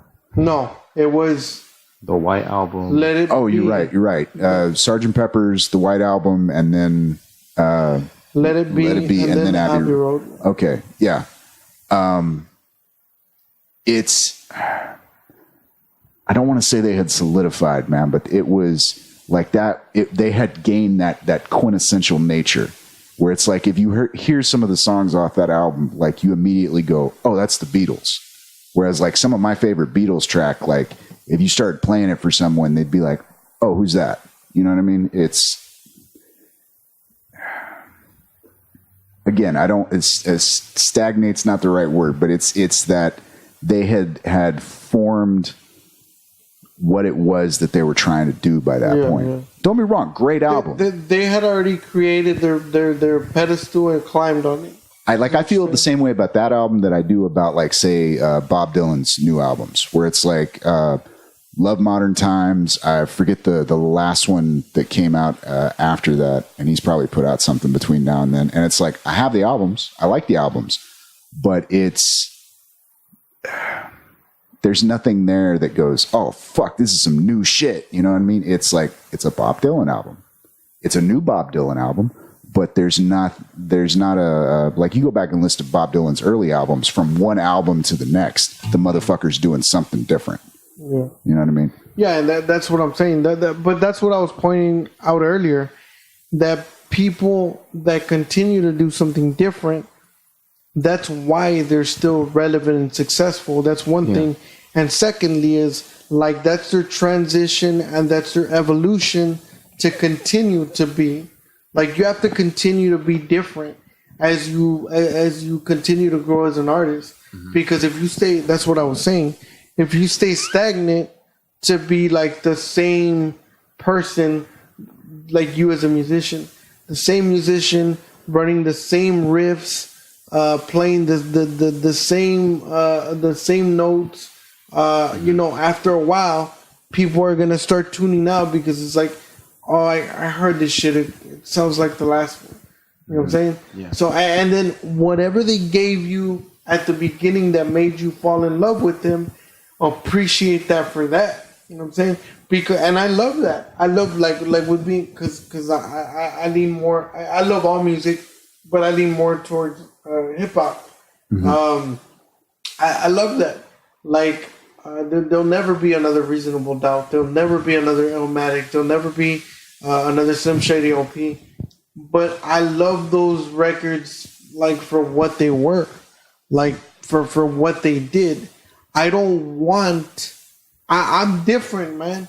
I don't want Eminem to give me another Slim Shady. I was iffy when he announced that he was doing the Marshall Mathers LP too. I was like, don't do it, bro. Just leave it alone. And when I'll go back older, when Redman said that he was gonna release I think it was Mud Waters 2. I was like, leave. Like I feel like you need to leave those alone. Now, given I do feel that Eminem did do the Marshall Mathers LP enough justice, but then again, that's because his lyricism and his delivery and everything that makes him an artist is way up here. When you're a shitty artist, it's kind of hard to match that. When you're your regular pop, your regular poppy popular artist or whatever, it's kind of hard to match that. Back to what you were saying about the Beatles. What I want to say on the overall conversation about the Beatles. They stand alone. The reason that they stand alone is because within their own catalog, it's like they're competing against themselves. It's like nobody else can touch that catalog, you know what I'm saying? So that's why I like the discussion when you were saying, I feel that this album, Sgt. Pepper's, made them this way. I like the way that I was able to come back and counter and be like, well, why isn't it that this album is not within their Sim catalog? When was the last time that you heard of a new artist, or not even a new artist, but a recent artist that was able to do that? None really, like, because they got to compete with other people. Okay. Let me stretch my creativity here a little bit and make a comparison between Eminem and some of the early Beatles albums, man. The whole, y'all are familiar with the format where it was, 4 Lennon-McCartney songs, and then they'd let Harrison do one, and then let Ringo do one. And with that model, they managed to put out, Rubber Soul is not Revolver. Those are two, not vastly different albums, but it's different. They're different albums, right? And then, everything after that just goes a little bit weirder. But you go back and listen to some of the early Eminem albums, he had that whole model of, the intro up front, and then, the skit, then the banger, the fucking party song, and then, the outro at the end type of thing. And within that, framework, he managed to, get, granted, a little bit weird, man. You go back and watch, or listen to, the Eminem show or something like that. It's like, okay, but he's playing around. He's basically using a structure to, play around it. It's like, I know where my foundation is, and from there, I can stretch it as far as I want in any creative direction I want to go. You know what I mean? Yeah. And there is something in that is, I get it. It's like, man, I heard this on the last album, you know what I mean? With the format type of thing. And it's like, okay, but that little bit of familiarity it's kind of like when someone uses a riff as coda is not the right word, but as an intro into another song, you know what I mean? Or in the middle of a song, they'll revisit a riff from a previous track, you know what I mean? And it's like, okay, it's almost like anchoring the memory a little bit. So you're going it's like we're out in weird waters, but here's something to let you know that we're still, there's a plan to this, damn it, even if there's not a plan to it, you know what I mean? And the Beatles played around with that a lot as well with some of those early albums, not just with the format of the writing, but with the, it's one of the reasons I love Rubber Soul, man, because the whole point of that album was like, you know, fuck you, we're not a pop band. Like, fucking, I mean, that was the whole premise of it was based on I forget what the quote is. It's like, fuck, I think it may have been Muddy Waters, but said something along this, you know, all these fucking British white boys coming around ain't got no goddamn soul. It's like Rubber Soul. I don't know, man. And there's, you want to talk a stretch, man. I wouldn't even try to take an attempt to fucking make that example fit on top of something like comedy or something like art. I mean, you see it, but I very rarely do I think somebody is going in with that intention of that level to it. I mean, even somebody like, say, Carlin, who, I mean, those specials were literally from front to back a complete work of art, you know what I mean? Yeah. Which is, you were talking earlier about being able to, you know, batch copyright music. I think that might be a holdover from the day when like an album was the fucking work, you know, it wasn't, we're not taking these tracks and kind of putting them together. How does the order make sense? It's like, no, it is one complete piece from the first note to the last fucking. I haven't figured that out yet. How to do that. Hey, man. Let's be honest, man. Like, we all want to play 4D chess, but some of us are fucking around playing checkers. Yeah, that's true. Yeah. I was gonna like we were talking earlier about the idea of being able to like we want to be able to dissect the joke and go like, you know, here's the distinct, you know, the build up, the premise, the, you know, all this shit, and here's the punchline over here, and I know exactly why the punchline works because it, you know, relates this way to the way I did the premise, and it's, you know, the subversion of expectation and all that. And sometimes you just write some shit and you go, I know it's funny, I can't tell you why it's funny. Yeah, but it just is, you know. Yeah, you go through that's why there's no clear format of like, this is the way that you have to do it. Oh, I remember what I was gonna say. Back to classic albums. And every time that I say this, but I stand by this, the world is against me. And I've only found one other person that agrees with me. Michael Jackson's Thriller album. To date, the best-selling album worldwide. I get it. But to me, the best album that he put out, even better than Thriller, was Bad. To me, Bad was a fucking better album than Thriller. Now, don't get me wrong. I don't take anything away from Thriller. Thriller was the shit. I like Thriller. It was awesome. It was awesome. But Bad, like, to me, not only should it be, and this is where people hate me when I say this, but to me, Bad, not only should it be on top of Thriller, but to me, Bad blew Thriller out of the water. To me. But for some reason, I don't know, like, sales just soared for Thriller. And again, I don't take anything away from it. It's a dope fucking album. I just, Bad is, and I still, bro, I still have the Bad album. I have both on my phone. But Bad, man, is just, like, I can listen to that record. You know how there's those few records that you can listen over and over and you don't get tired?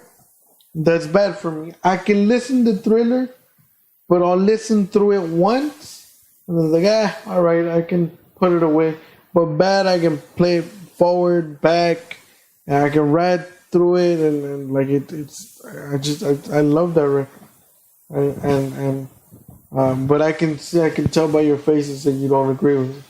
I don't disagree with you, man. I don't agree or disagree. that was kind of what I was. Like all of his stuff. That was kind of what I was trying to say earlier with the I whole. like all his stuff. Michael Jackson. Yeah. I like Michael Jackson. Yeah, I don't think any song's better than the other for him. I like. But what I was trying to say earlier with the whole thing with the Beatles, man, is like, look, Rubber Soul's my favorite album. But if I'm going to give somebody an album, if it's like, okay, have you ever listened to the Beatles before? No. then you're getting Sgt. Pepper. Yeah. You listen to the Beatles, but you don't like know the Beatles, I'm giving you Revolver. You want like real opinion on this? Go back and re-listen to Rubber Soul. After you've listened to all the fucking the discography, go back and listen to Rubber Soul. Yeah. And I think that's one of those few examples where like, look, I can explain to you why I think it's the best album in their discography. But to be honest, I think it's pretty fucking self-evident. But that's my opinion. See, and I don't completely agree with Right. that argument. I wouldn't expect you to. Because I don't think Rubber Soul is it's a great album. But then again, like we're saying with Michael Jackson, the Beatles is that group to me to where I can listen to any song. There's not one song that I can tell you that the Beatles wrote and recorded that I was like, what the fuck were they thinking? This is shit. Like every single, and I've heard all their albums, I've heard all their songs straight through more than once. I love them all. They're one of the few bands that I can tell you that I can listen to all their records, listen to all their songs, and they're the shit. I'll go, just to make that example relevant. Prince, great artist and great fucking music. I agree 100%. But there's some Prince songs that I'm not gonna lie, I can live without. Be fine if they weren't here. You know what I mean? Like it's cool. It doesn't make him a bad artist. I still think he's one of the greatest artists to ever live. But it's just, but if somebody told me, all right, one of these Beatles songs gotta go, no, motherfucker, none of them are going. You know what I mean? All right, fair enough, man. Well, all right, like if somebody came back to me, if I like handed them fucking, what do you call it, Sgt. Pepper's, and they wander off and they come back a few months later and they're like, why the fuck did you give me the White Album? It's like, bitch, if you liked Sgt. Pepper, you were gonna listen to the White Album. You know what I mean? And I like the White Album as well. By the way, just to acknowledge, Bert, I noticed that we're fucking bouncing back. We're playing tennis over here, man. That's not intentional. It's just we really like to hear ourselves talk. No, but I was gonna. The reason as to why, well, I didn't mean to bounce back and forth with them, but that's what happens when you talk about the Beatles with me. Bouncing brains, motherfucker. Bouncing Beatles. Is because that was the example that I wanted to give you and relate to you with your music. I heard you perform live, man. And that shit was fucking awesome. The reason that I felt it was awesome was because I genuinely heard you put your all into the song that you were singing. Yeah. I don't know if you remember, but that was exactly the reason why I asked you. I came up to you, and it was the second question I asked you, because the first question I asked you was your name, but the second question I asked you, I don't know if you remember, was, did you write that? And you said yeah. The first song was a cover, but the second song, I wrote it for my girlfriend or something like that. Yeah, usually when I play open mics, I'll do a couple covers first, and I always finish with my song. Yeah.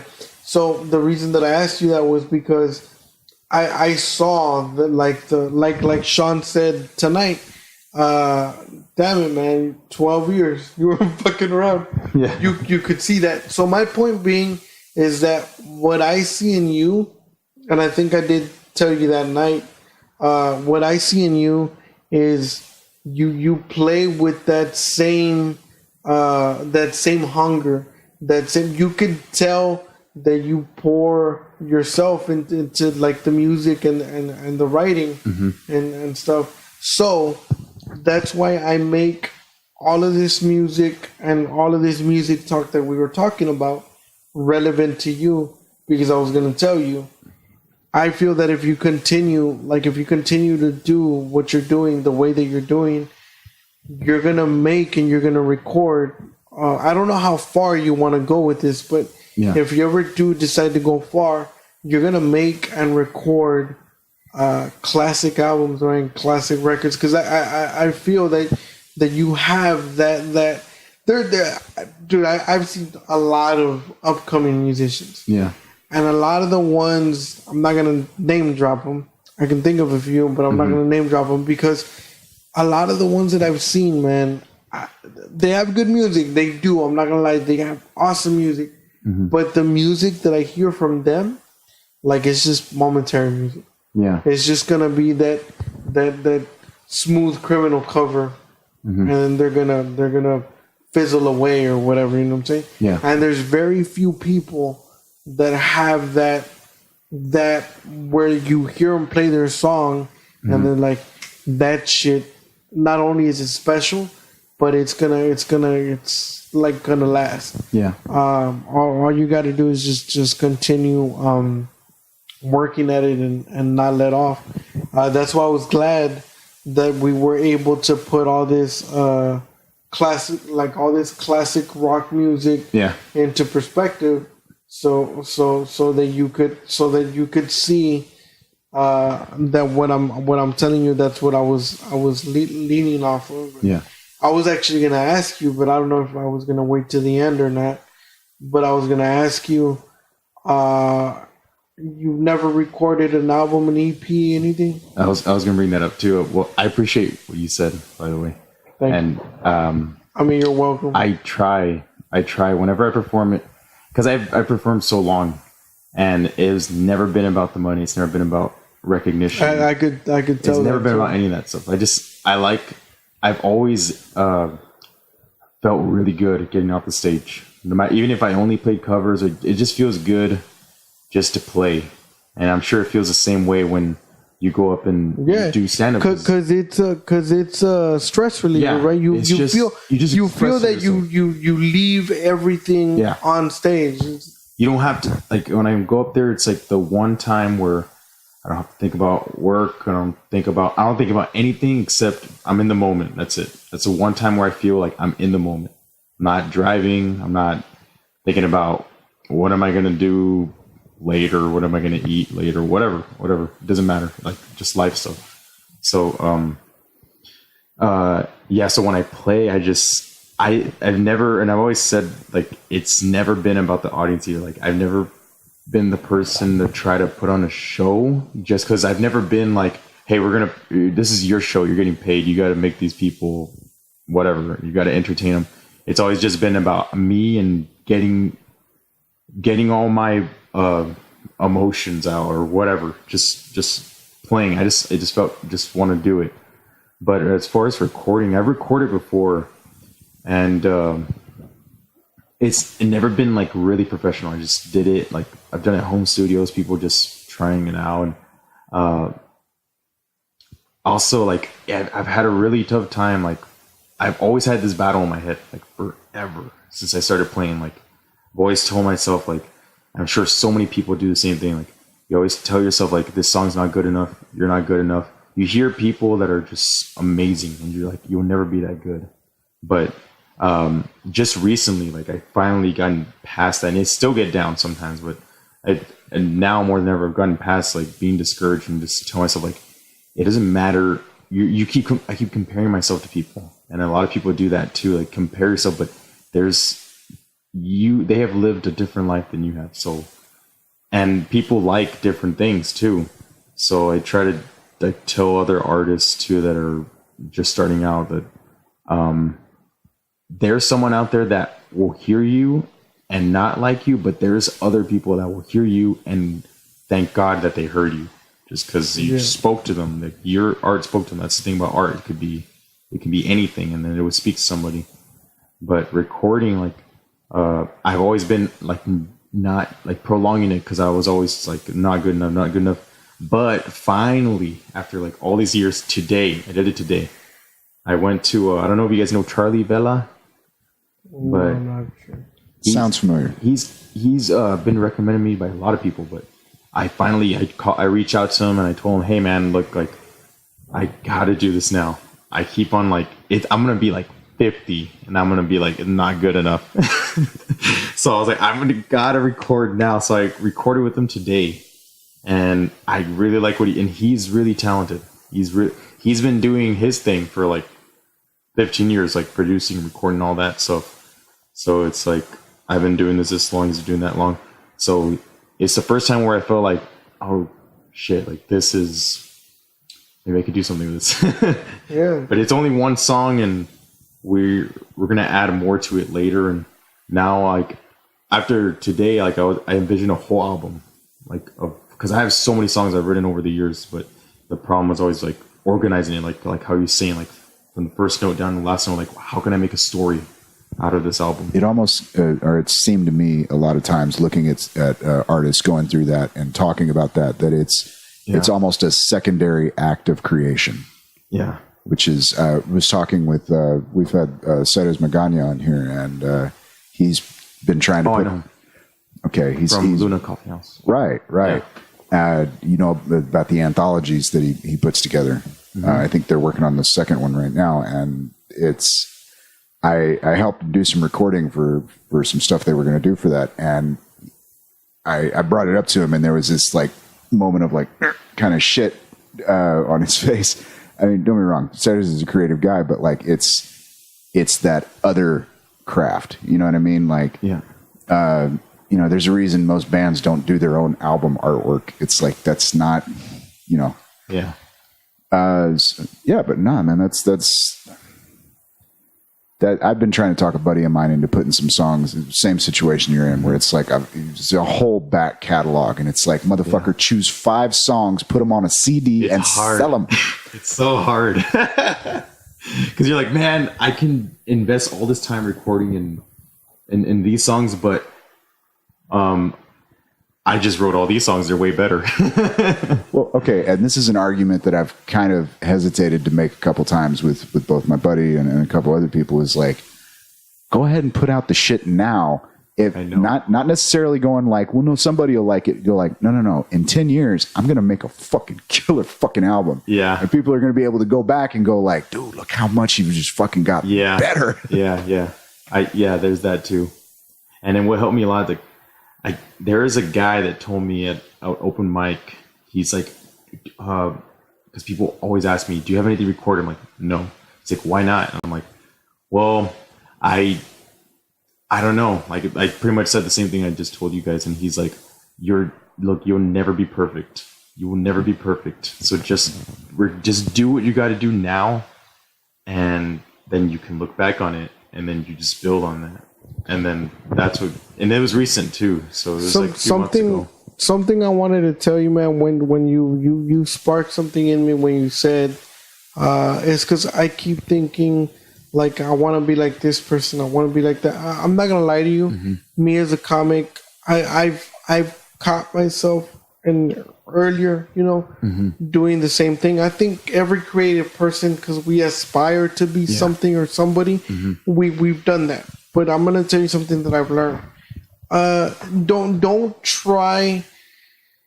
I was gonna say so much, but no. Don't try at all. Don't try to be like somebody else, because that somebody else already exists and already is known by the world, and they sell millions of records and whatever. That's fine.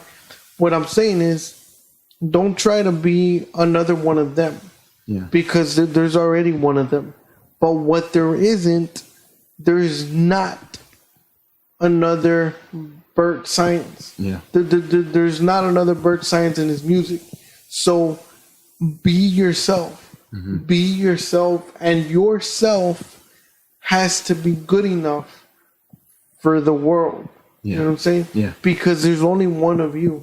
You know what I mean? I used to, like I said, when I was trying to come up, and it's not like I'm anywhere near where I want to be. But I'm just saying, in my earlier days, I would always, because I still hold Richard Pryor as my number one. I always, Richard Pryor and Red Foxes, I always move them around. But that's who I hold, And I used to think, like, I want to be like Pryor, you know what I'm saying? I want to be like him. I want to reach those heights. But I stopped thinking that when I started thinking, no, why would I want, like, Pryor already cemented his place in comic history. There will never be another Pryor. And that's what you and I have to aspire to be. We have to aspire to be so that when people look back, Bert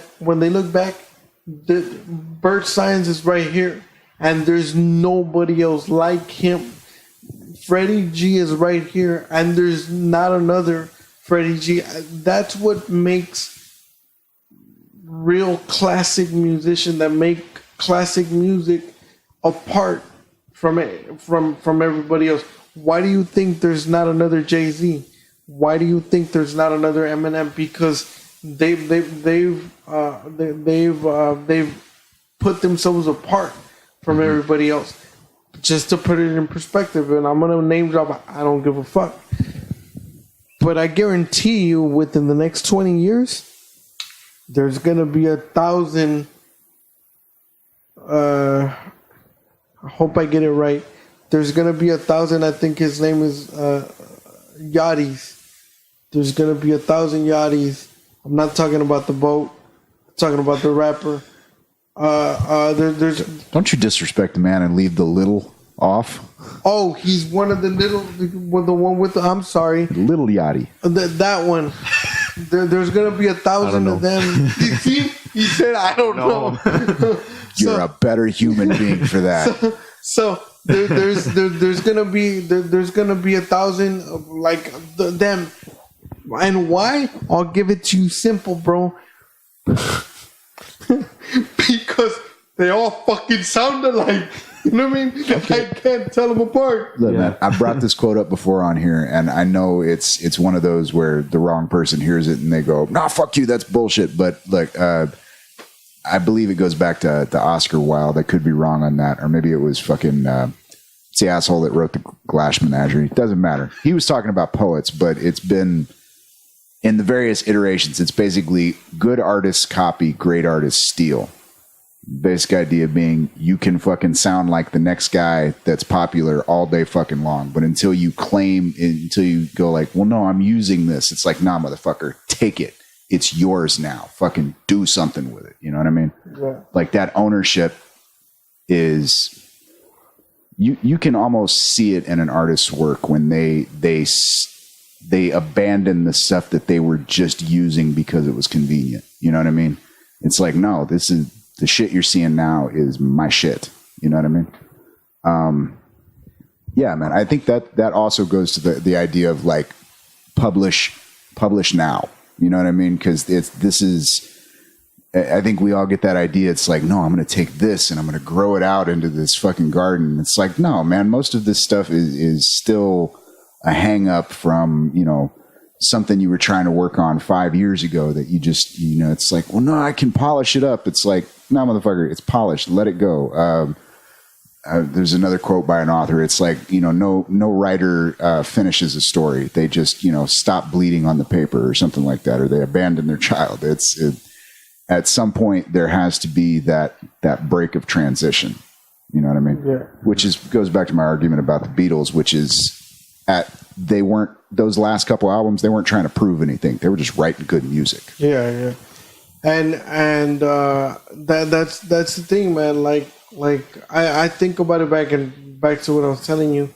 Like, you just want to do something where when people remember you, they're like, it's like that song that Bert Saenz wrote. And then they have that, and they use that to compare. It's like, hey, bro, that kind of sounds like what Bert did back in the day. Like, I don't know about you, but to me, that's way better. Mm-hmm. And it's not like you have to be any less. It doesn't have to be. It doesn't have anything to do with popularity or anything like that. Mm-hmm. Perfect example that I use in comedy. One of the greatest to ever do it, and that the world, for whatever reason, has him so underrated, was Freddy Soto. That's what I was trying to remember earlier. The comic that toured with Mencia. Oh, okay. Freddy Soto. This dude was so fucking hilarious. It pissed me off just how short his career was cut. You know what I'm saying? But same thing.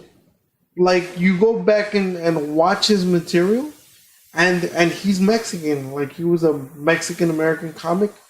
But you can go back and watch Freddy, and you can watch George Lopez. You can watch Gabriel Iglesias. You can watch Pablo Francisco. All of their material, bro. And nothing sounds like Freddy Soto. Because he just had a way of, like, this is me, and there's nobody else like me. But then, the same thing, you go back and you listen to all these comics, and some of us, you know, like, they do sound alike. Same thing in music. So that's the only thing that I was trying to get out of your head. Don't aspire to be like someone else. Yeah. Aspire to always be yourself and be the great that you can be. So that when people look back on your music, can really be like, you know, Bert did this or whatever. That's the only other thing that I have about like what Sean was saying. Musicians with a small catalog, bro. That's the only other pet peeve that I have with other musicians. Like, record, like, build that catalog, have 300, 400 songs. Even, hopefully it doesn't happen, knock on wood, but even if something happens to you and you're not here to release them when you're alive, you want to have that catalog to where, like, your music lives on, you know? It would suck for you to, like, just have, like, one album. Yeah. And then, like, that's all we got. Yeah, and we gotta put that shit on replay and shit, and it leaves you with that fucking. I heard the same thing today. With that fucking wanting of like, fuck, dude. Like, if this dude just would have put out more. Like, that happens. There's a reason people are still listening to Sublime. Exactly. Like, look, Bradley Noah was, you know, a creative motherfucker, but. Comparatively, not that great a musician, not that great a lyricist, but fucking, like, you put out 2 fucking albums that fucking hit people at the right time, they will listen to them for the rest of their fucking lives. And that's the thing, man. Like, even that's the pet peeve that I have with Eddie Murphy. I consider Eddie Murphy one of the greatest fucking comics, dude. And I'm so pissed that he just gave us 2 specials. And, like, I want more. And what pisses me off even more is that the motherfucker is still living. And it's like, dude, one more. Just one more. Yeah. And like, that's why. That's what you want. And you want to look back and be like the Beatles. That's why, again, the Beatles. But that catalog is fucking endless. There's, like Sean said, there's like over 300 fucking songs that you can... And I love that because Paul McCartney's still here, but you know, we'll never see the Beatles again. But they left us that big ass catalog that it's like, and even then with the Beatles, man, one of my favorite songs I'll never see a live performance on from the original dude, which was John Lennon's Imagine. Yeah. Bro, that fucking song, every time I close my eyes and every time I listen to that song, I close my eyes and I turn off the light, I get lost, bro. And I go somewhere that you can't imagine. No pun intended. Yeah, man. And I mean, dude, we could sit here and have a whole nother conversation about what happens after that. Because, I mean, there's an argument to be made that, like, I mean, Ringo Starr didn't give a shit. That motherfucker was a session player. He just immediately moved on and was like, you know, getting my next paycheck next week. McCartney kind of did some weird floundering around trying to figure out who he wanted to be. And then Lennon was just like, fuck it, I'm going to do drugs and go fucking, you know. And then you got the whole thing with Ono and all that shit. One of my favorite tracks from Lennon is the one he did with Elton John, Whatever Gets You Through the Night. Yeah. And like that was that's one of those songs where it's like there are claims that motherfucker like barely remembers recording that shit. You know what I mean? David Bowie, man, another motherfucker that reinvented himself with every fucking album, man. He has an entire album, Station to Station, that he claims to not remember a goddamn bit of the recording process. They walked in on day one, did a line of coke, and then just proceeded from there. Yeah, man. Great album, dark as fuck though, man. You know, yeah. It's like one of the things that gets me about the Beatles too is I believe it was Paul McCartney. I always get confused who wrote it, but Paul McCartney, when they asked him how it came about that he wrote that song, and it's one of my favorite songs too, While My Guitar Gently Weeps. Oh, that was George Harrison. George Harrison wrote that one. Oh, yeah, George Harrison. So it gets me because they ask him, right, and then you listen to the song, and like the song, like you go on a trip, right? But I remember in that interview when he explained, and that he said that he was in his room, and he was like, but the way he started the interview was fucking creepy, because he sat down, they asked him, and this is how he started. He's like, oh yeah, I was sitting in my room, and I was just like there, and my guitar was like right in front of me. And then when I was staring at my guitar just like got off the stand, it grew legs, and it started crying, and it started telling me like, why don't you love me anymore? Why don't you touch me? Why don't you hug me? Why don't you make love to me anymore?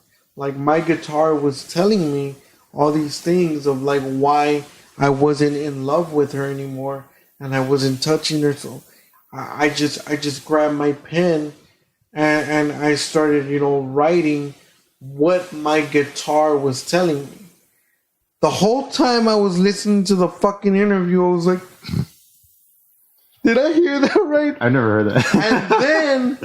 And then this motherfucker decides, because the interviewer, the reporter, whoever the fuck it was, asked her, and how did all of this come about of your guitar talking to?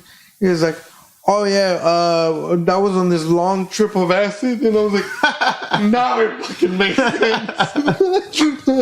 I was like, sober, that is not gonna happen. So, but yeah, he said he was on a trip of acid, and then I went back and I listened to the song, and I was like, that makes fucking sense now.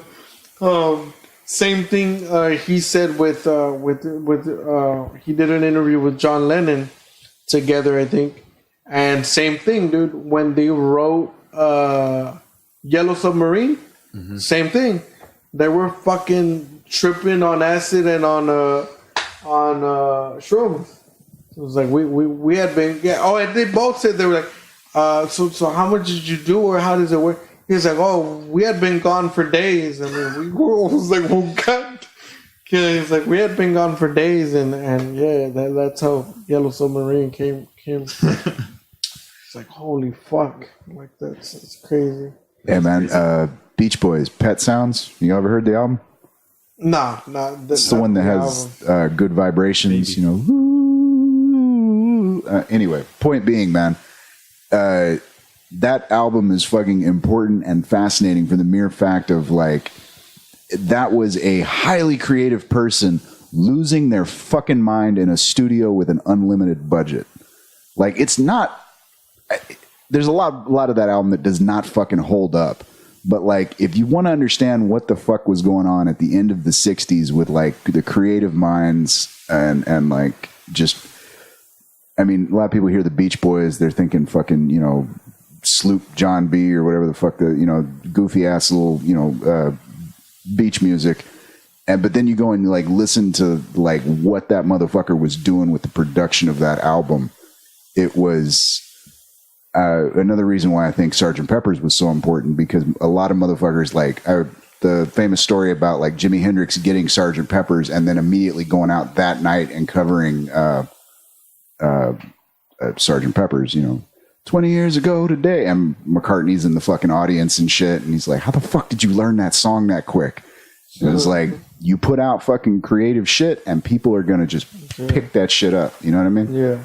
I was gonna ask you real quick, because you performed that song and that was your song, right? Mm-hmm. So I was gonna ask you if it was cool with you. Before we wrap up, if you could also like leave us with another song, if you can. Sure. Would you like to play another song? Yeah, sure. Yeah. No, do you want to hear a sad song or a happy song? Oh, it doesn't matter, man. Just my only request is I'd like to hear one of your songs, not a cover. Oh, that's fine. Mainly because we can't afford the copyright strike. This one's true. copyrighted. Hey, that's true. Quick question. If we were to do a cover, will they pull us up on YouTube? I don't know. Let's not ask. Okay. I don't know. I'll do another original. Okay, cool. All right, let's not do. I'll be honest though, I kind of want to start doing live streams on like YouTube and shit like that. Just so, I mean, not YouTube, on like Facebook, because like they don't seem to give a fuck, and like I just want to be playing music I want to listen to. You know what I mean? Yeah. Without having to pay for it. Okay. This one's called "I Should Have Seen." I should have seen. Yeah, I should have seen, and it's pretty old actually. I think I wrote it.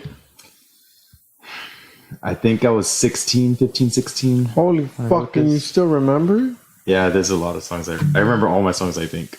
No, I don't. No, I don't. Never mind. All right, whatever. Hey.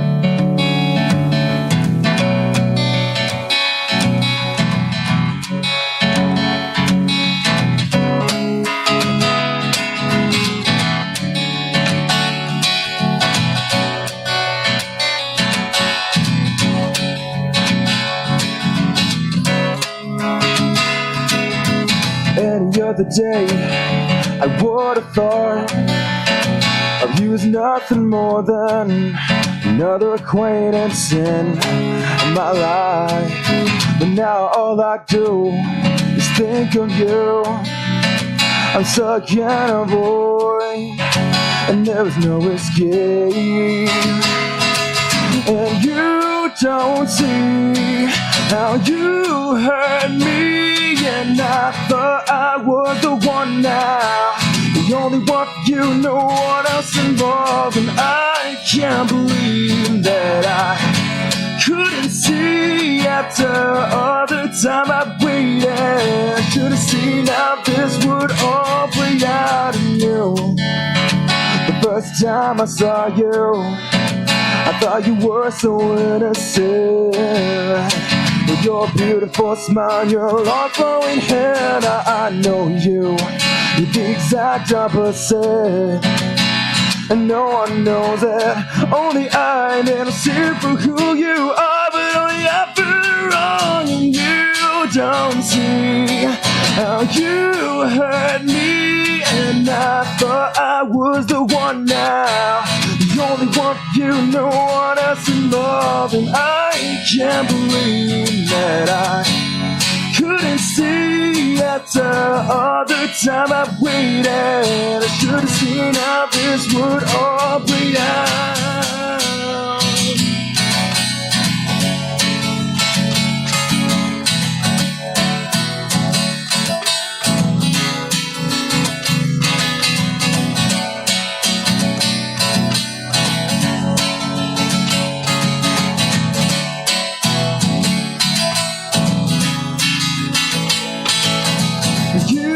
Don't see how you hurt me, and I thought I was the one now, the only one for you, no one else involved. And I can't believe that I couldn't see after all the time I waited. Should have seen how this would all play out, and you don't see how you hurt me, and I thought I was the one now,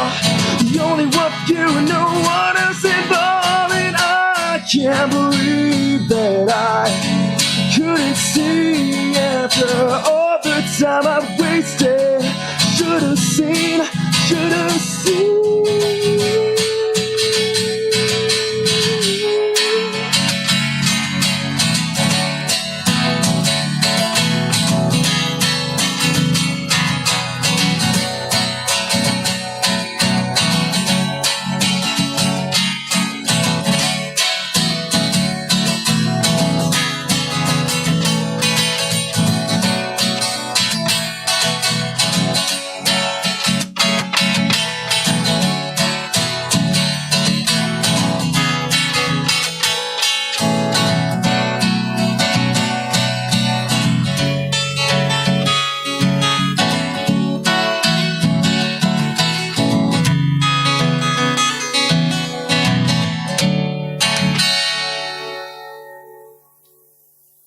Thank you. Beautiful. Thank man. you, sir. Beautiful. Holy shit, bro. That That was a sad song, by the way. it didn't make me feel I'm not going to sad, argue with the bro. songwriter, but whatever. It's supposed to be a sad song. Yeah, man. It's good that you just real quick. Good that you pointed out quick that it was a sad song, because I was listening to the lyrics, but I went along with the melody and everything, and it doesn't feel like a sad song. I mean, I could tell by the lyrics, but it made me feel good. Like it made me feel like it's kind of one of those reflect type of songs. Yeah. Kind of like Good. Would you accept melancholy? kind of like I like hearing that my songs make people feel good. kind of like Lean on Me. When you're not strong. Like it's sad, but not really. It's kind of you know what I mean. Like I get what you mean. that's what I mean. I was just also listening like- earlier today to the band Wait. You know, take a load off and Yeah. put the load on me. It's fucking arguably a sad fucking song, but goddamn it, you know, you're in the right fucking mood, and that just it's a little bit of fire under the ass, basically. It's like that kind of hurts. I should get moving. So you said that you like to write love songs, right? It's like love songs are your bread and butter. Most of the time, like it took a while, and I remember when I was around 15, 16 when I wrote this song, I was posting a lot of stuff on SoundCloud, and then some random guy, he commented, and it stuck with me forever. And he said, "Hey, your songs are really good, but do you have any other songs that are not about love?" And I was like, damn it. But recently, like all my new material has been just there's love songs here and there, but a lot of them have started to just be about life and experiences. What does your girlfriend tell you? What do you mean? What does she honestly tell you? Like About the songs? does she have? See, I don't want to ask it like this because I know if I ask it this way, I know what the answer is going to be. What I was going to say was, does she have any kind of influence on your songs? Hell yeah. But I don't mean influence like that. What I mean is, like, does she? I don't want to say either. Does she tell you what to write about? That's not what I mean. What I mean is, like, does she sit? Like, what's her feedback like? Is what I'm trying to get. It's funny. I've been with her a long time. What's a long time? This year will be 10 years. Holy shit, that is a long time. And if you asked her, she would say that it's not true, but I started singing and playing because of her. That's why I started. And then every time people ask me, I say, like, they're like, why'd you start? What influenced you? I'm like, girls, but it was just her. She made me start playing and singing because I was like, what can I do? Because at that time, like, everybody was like playing guitar and stuff and singing and whatever. And then I just started to too. And then she said that's how I caught her attention because I was singing and playing. Yeah. So, and then every song I wrote was for her. Every song, even now, I still write songs for her. It's weird. My grandfather used to tell me, man, real shit. My grandfather used to tell me the best way to keep a woman is is to make to make her laugh. And he used to tell me this. He said the best way to keep a woman is to make her laugh. And if you can't make her laugh, you better be damn sure that you could sing. That's exactly what he said. And I couldn't sing for shit, so I started writing jokes. Oh man, I've never heard that. But that's good. My grandpa told me when I first started going out with her and I was playing and singing, he was like, but he said in Spanish, he was like, ¿Tienes novia? And I was like, yeah. He's like, ¿Cuántos? I was like, una. And he was like, ¿Por qué? And then my mom was like, don't listen to your grandpa. That's what he told me. Nothing about the singing.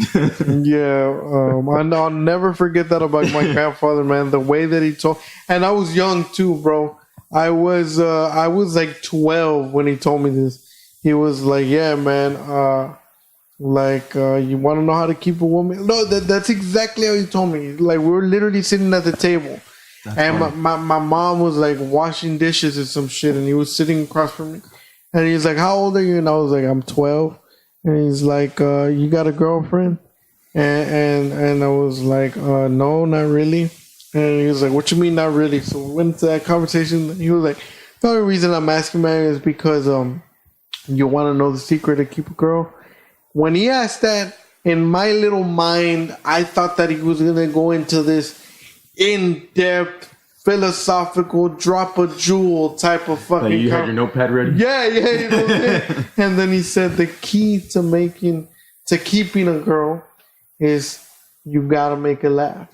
If you can make a girl laugh, she'll stay with you forever. And if you can't make her laugh, you better be damn sure that you can sing. Those are the only things. Yeah. And I found out early that I couldn't sing, so I was like, better write these damn jokes, you know? Yeah. But you asked me about her feedback. She's always, I'm lucky because I always hear like interviews like with like really famous artists that they got booed off stage, like people told them they sucked, but in my whole life, I've only gotten support from everybody, from my parents and all my friends and people I don't know, strangers, especially my girlfriend. She's always supported me. She's always like told me, I really believe that you can do something with your music. She's always told me that. So I'm really lucky that I've had that. I'm the only person that's ever not believed in me is me. That's the only person that I know. That's crazy, man. That's crazy. And I'm gonna say this. I know I told you before we hit record that I wasn't gonna share anything about it, but it's because of what you're saying now that I'll go ahead and say it. It's funny that you say that, man, because I'm not going to say recently. I want to say about a year ago, maybe less, maybe about 9-10 months ago. My ex-wife told me, this is exactly what she said. She said, she started with a question. She said, "You honestly think that you can make something out of comedy?" And I was like, "Yeah, I really do." I was like, I'm already kind of seeing where it's taking me. And she was like, "Oh." And I was like, why you asked that? And then she said, because I think that you can maybe do it as a hobby, but you'll never do it as a career. Like you'll never do it as a career, and you'll never make money to support me and my daughter. And that stuck with me. And like it did anger me, but I didn't let it bring me down. All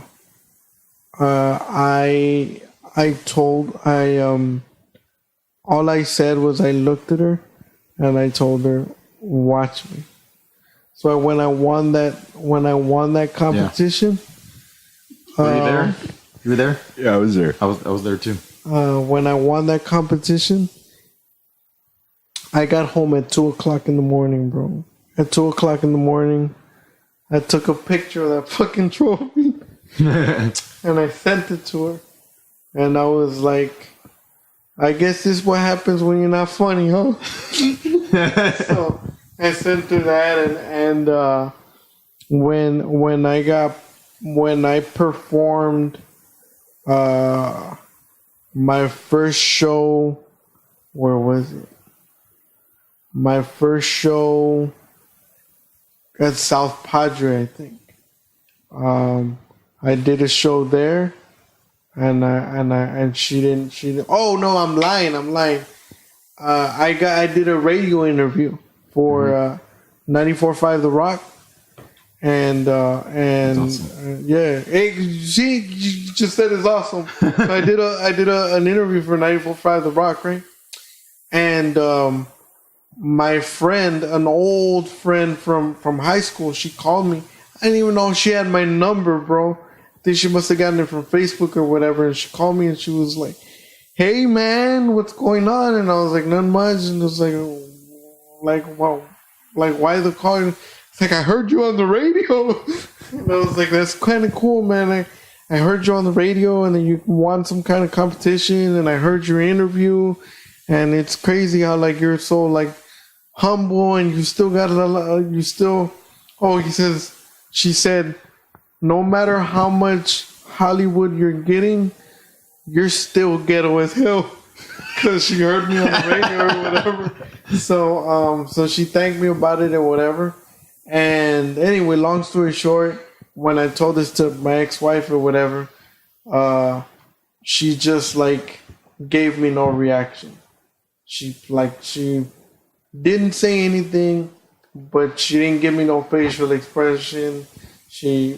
And the crazy part about it is that like a week later, she still, I don't know how it came up in conversation, but she still told me, she reiterated what she said before, and she told me, she was like I still don't believe you can do it. And that's how you double down on spite.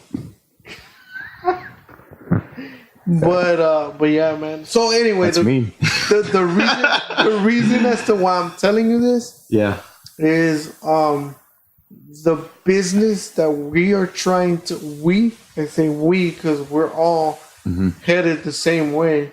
The business that we're trying to break into, man, it's real cutthroat, and we've seen from maybe some of our idols, marriages and relationships tend not to last. So, but when you can find a girl to stick by you and support you in your dreams, hold on to her, because those are not. And this is not the first time that this happened to me. When I was doing the whole music thing, I caught traction with that. I was selling mixtapes and shit, and I was known here and there. Back when Metropolis was the shit, way back in the day. Frida's across the border. We performed at all those places. I was catching traction or whatever, and I was dating somebody. And same thing, man. My relationship was disintegrating because of the lifestyle and stuff like that. So if you can like find somebody to support you and to stick by you, by then, like appreciate them, because, and I'm glad, man. I'm glad my ex-wife kind of showed me early, like the way she felt, and I did tell her that. I was like, I thank you.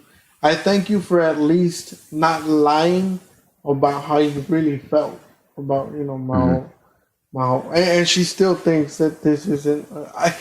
I told her today, bro. Today I was like, hey, can I talk to my daughter real quick? Because at 7 I'm gonna work. And she knows I get off of work, the other job, at 5. She was like, but it's 7. And I was like, yeah, but I gotta work. And then it's like, well, what do you mean you're gonna work at 7? And then I was like, yeah, I got a podcast to record. I'm gonna have an artist come through. And then she said, she's like, oh, that ain't real work. And I was like, that's mean. I don't know what I would get mad if somebody told me that. I was like, let's be honest, that you run into some artists that are run on spite, just that fucking all the voices that they've heard over the years going like, you can't never do this, and it's like, fucking bet I can. Yeah. So like you said, watch me. Yeah, I just looked at her and I was like, watch me. But that happened right now, and that's crazy. To this day, she doesn't. I could tell that she doesn't believe. Oh, because in her mind, her view of a job is you get paid for it. You don't get paid for it, it's not a job. Yeah. So, but anyway, if you got a girl that supports you, stick with it, Yeah, I'm man, lucky. because those are hard to find. I try to support her too with what she wants to do, and she supports me back, which is cool. And everybody too. Everybody that I've encountered just supports me. And like honestly, dude, talent, bro. Talent stands out. Like when I'm telling you, when I saw you, well, it's not even that I saw you. I'm not gonna lie. I didn't see you. I heard you, and I was ordering a Coke at the bar, and I heard you, and then I just heard you go off, and I was like, hey, it's gonna be a Coke, and I was like, who the fuck is that on stage? You know? And it's like I turned around and I was watching, and then I went up to some people on the table because they're like bobbing their head, and I was like, dude, who's the dude on stage? And I think it was one of your friends that was with you, and he was like, I always bring like a mob of my friends. Yeah, well, it was one of the was a skinny guy. He was like, oh, that's Bert. He's my friend. He's with me. And I was like, oh, for real? And that's when I caught up to you. Like I said, I've heard a lot of local artists. I've heard a lot of local bands and shit. And some, I mean, it's fine. They like I said, they do it as a hobby. It's good. But I mean, you know that it's just gonna be a momentary thing. Mm-hmm. But then, like, you hear those artists that, like, you can really hear like their passion and shit like that, and that's really what catches my eye. That's why I had to make it a point. I'm glad you kept messaging me because I move around a lot. Yeah, I had to grab a hold of Sean. And I was like, dude, we need to get this guy on the podcast and shit. He was drunk out of his fucking mind. And because he kept looking now you're getting hyperbolic.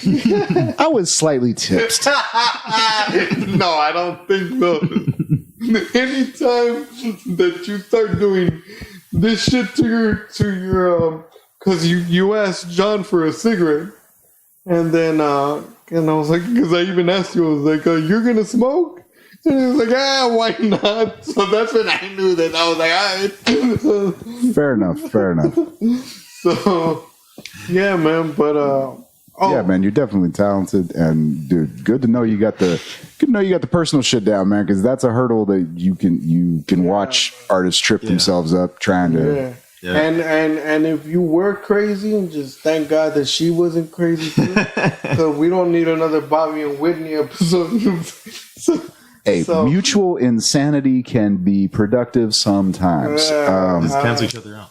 Yeah, just don't take up tandem freebasing. That's important part. I was gonna say you got a what's the 2 week, 3 month, 5 year?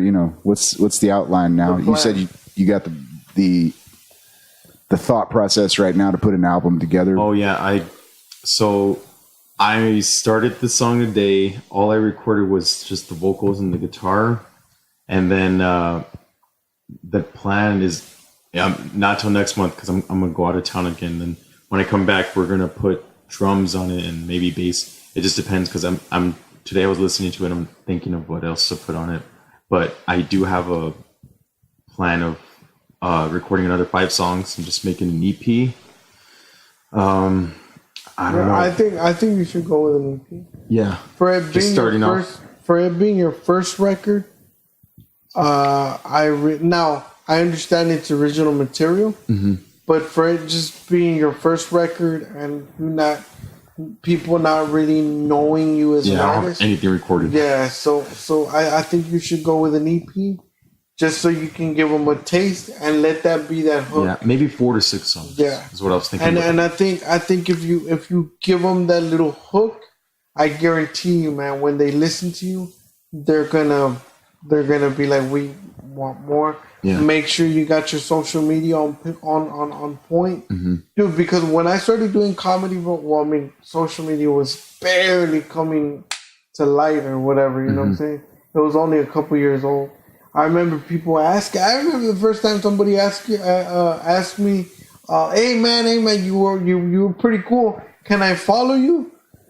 I was like, motherfucker, follow me where? You know what I mean? So, You are entourage number 1. Get in line. So my friend was the one that had to sit me down, and he's like, nah, man, you need to get your Facebook together. Yeah.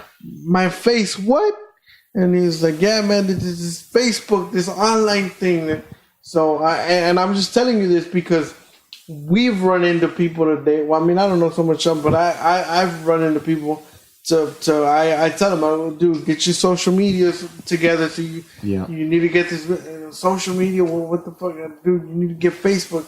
And they're like, oh, I don't know how to work that shit. And I was like, bro, it's a digital age. Yeah, you're gonna get lost if you don't do this shit. No, I have the only thing I don't have is recorded material, but I have everything else. I have videos. I have all the social media together. I have everything. Well, you mentioned SoundCloud earlier. Is all that still up, or? I have stuff that I recorded, but it's not studio recorded.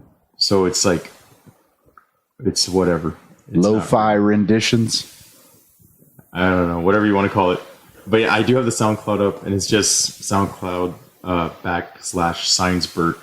And then there's some stuff on there. There's some stuff that's on there from when I was like 15 or Holy 16. Shit. So it just sounds completely different than now. And the last thing recorded on there, I don't know, I think I recorded a cover, but it's nothing that I'm proud of yet. Yeah. It's just stuff that's like, oh yeah, there's some stuff right here. Something for me to direct people to. But this year, this is going to be the year where I finish the album. I'm hoping, I don't know, by summertime, it'll all be done. Just 4 songs. Summertime? Yeah, I don't know. That's a tight fucking time. I don't know. Hold on. Because I don't even know how long these things take. And to be fair, he just answered my question. What's the 6-month goal? And so hold on, because I don't want you to take this the wrong way. Okay. I'm not saying it's not possible. Mm-hmm. It is possible. I'm just saying that's a fucking tight. Okay, let's say December. Let's say the goal this year is to have an album. No, I'm against Freddy on this one, motherfucker. July. I'm telling you, man, because I have a timeline with on the next step that I want to take with my comedy.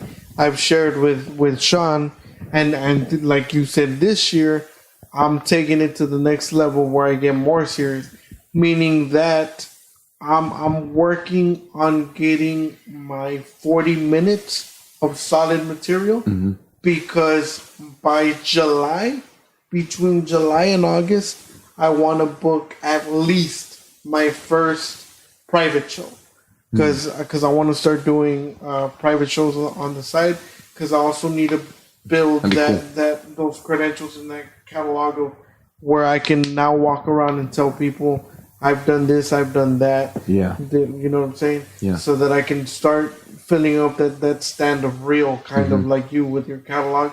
So I gave myself in December, I was like, starting from January, I'm going to work on those 40 minutes of solid material that work, so that either I can take it on tour out of the Valley, or I can start booking private shows. And again, the other thing that gave me motivation, that's why I'm hoping that you use this whole podcast and the little things that we've told you as motivation as well. What gave me the motivation to say I'm starting in January, giving myself the deadline in July, August? Yeah.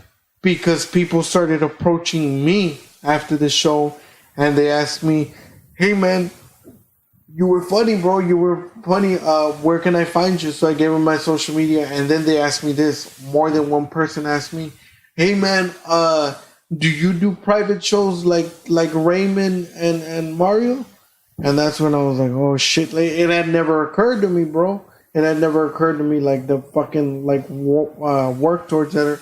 Yeah. So then I was like, oh shit. So when I'm not gonna say the world has asked me, but I have had like 4 or 5 people ask me, like, do you do private shows?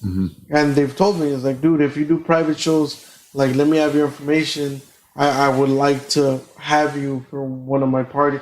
I had one dude, and he's actually reached out to me twice. He wants me to perform at his daughter's quinceañera, bro. What? Yeah, and I was like, But I can't even tell him. You should do it. I can't even tell him, have you heard my set? Because he came up to me after the show, and he was like, bro, you were funny. He like straight up like told me, he was like, you were funny. I was wondering if you're interested in performing in my daughter's quinceañera. I was like, all right. I mean, he watched me, so it's not like he's gonna say you can't say that, you can't say this. Yeah. I was like, this is what I'm bringing to your quinceañera. So make him sign a waiver. Yeah, pretty much. Pretty much. I'm not responsible for any kids I traumatized. Yeah, exactly, man. So that's what gave me the motivation to like, all right, I'm like, this is now the goal. Yeah. That I'm gonna set. We have goals with this podcast too, of like the next step, like where we want to take it and grow it. Yeah. It just takes time, which brings me to the last point that I wanted to give you. Mm-hmm. Hopefully, and I'm pretty sure you won't, because I see the love that you have for it. I can see it, but don't let the thing that breaks a lot of us artists. Don't let disappointment and time, above all time, don't let that throw you off your saddle. What I mean is, as long as you understand that this shit is going to take a lot of time and effort, bro, honestly, you can also blow up tomorrow. Something can go viral or whatever, and you blow up tomorrow. Yeah. That's fine. And if it does happen, all the power to you. But for most of us, it doesn't happen. It doesn't happen that way. Got to put in the work, got to put in the time. It's the effort, and it takes time to develop. So as long as that doesn't tire you out and you don't stop because of that, like, I feel like you're on the right path. So just continue going and continue doing what you're doing. I will. And we'll have you back for the album release party. For real? Yeah. Hell yeah. So you wanna throw out your social media and shit? So people man, and I have I printed out 500 cards because I made a card and I don't have any with me. Oh no, but this is just so you can plug it into the episode. Okay, so I have Facebook, and then it's just facebook.com/ScienceBert. Everything's ScienceBert. So my Snapchat ScienceBert. It's because I tried Bert Saenz. It's all taken. Who's Bert Saenz besides me? Bro. Dave Chappelle has this awesome bit about it. He said that he wasn't really down with the social media shit. Yeah. Until way after his career, right? So his friend told him, he was like, hey man, Dave, you gotta get social media. So he was like, I got on Facebook, first one. So it's like I started filling out my information, and then it said artist name, and I put Dave Chappelle. And then it literally said no celebrity names allowed. I was like, word, bitch. That shit was. So you never know, man. Everything's taken. So everything. My Instagram. I have an Instagram, a Snapchat, Facebook, and YouTube. But only my Snapchat, my Instagram, and Facebook have a ScienceBert after the backslash. My YouTube, you have to have 100 subscribers. We're aware of this. Before you can change your URL. URL. So my YouTube is youtube.com/4060003. I don't know.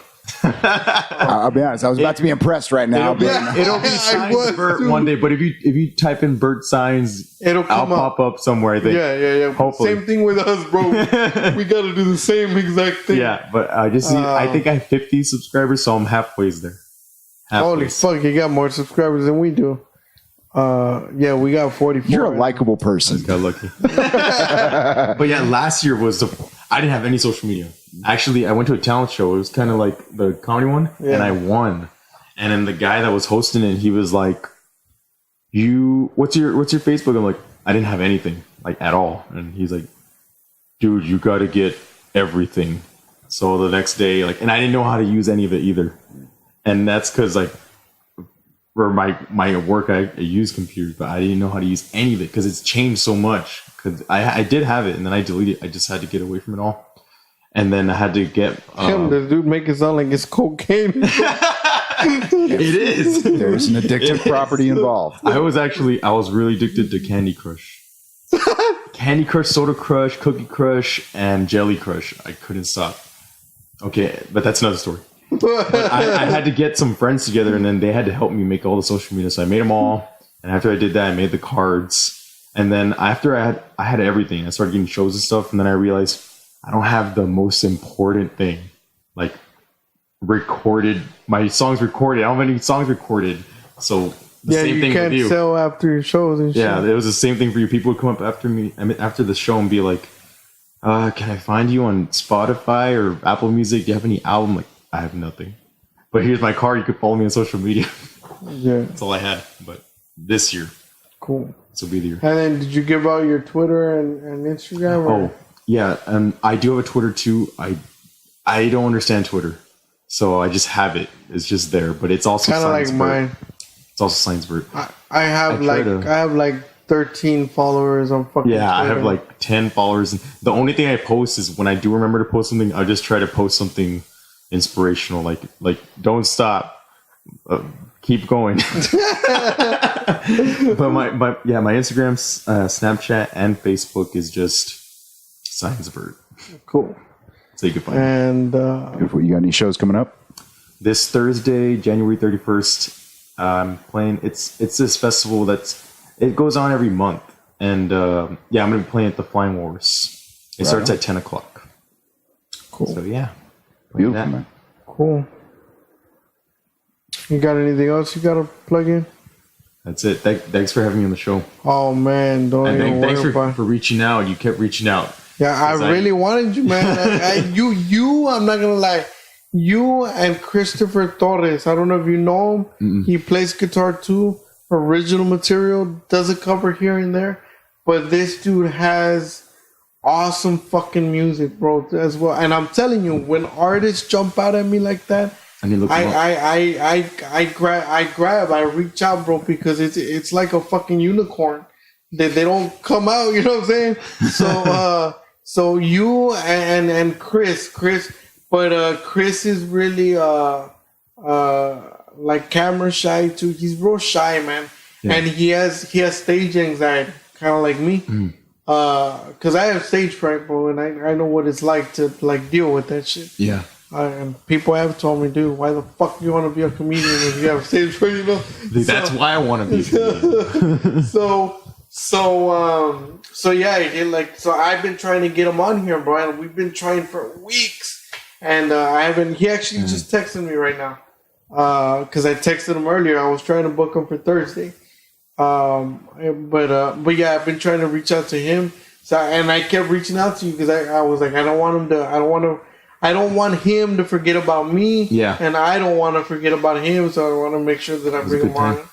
And I just like Sean said, man, when you release that album, first of all, when you release that album, we want to be at the party.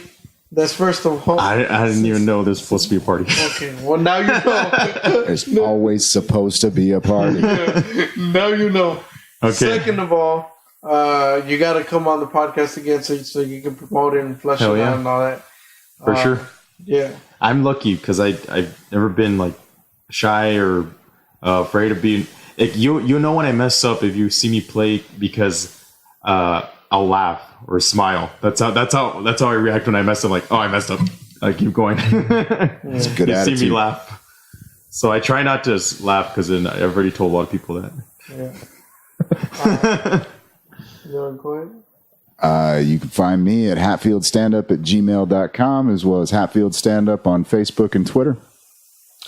And you can find me on Facebook, Instagram, and Twitter at Freddy G across the board. And I just did a show in Corpus. I don't think I have anything booked. I have one that I'm trying to land at the island, but I don't want to give out dates yet because it's not for sure. But until then, you can find me here on the podcast. Yeah, this should be coming out this Wednesday. Weekly show down at Cena El Rey. I'll be hosting this week for Alex Kool-Aid Ansel. Great motherfucker. He's toured with Jake the Snake Roberts and a bunch of other cats. I don't know who else is on the bill, but it's going to be a badass show. If you'd like to find future episodes of this podcast, you can find the audio version at shoutengine.com/bouncing brains. And you can find us on YouTube under Bouncing Brains. We don't quite have that custom URL yet. So that means if you are listening or watching this and you have not subscribed, get your shit together. Click the subscribe button. Thank you. Bert, it was beautiful, man. Awesome, dude. Thank you. Appreciate it. Night. Good time.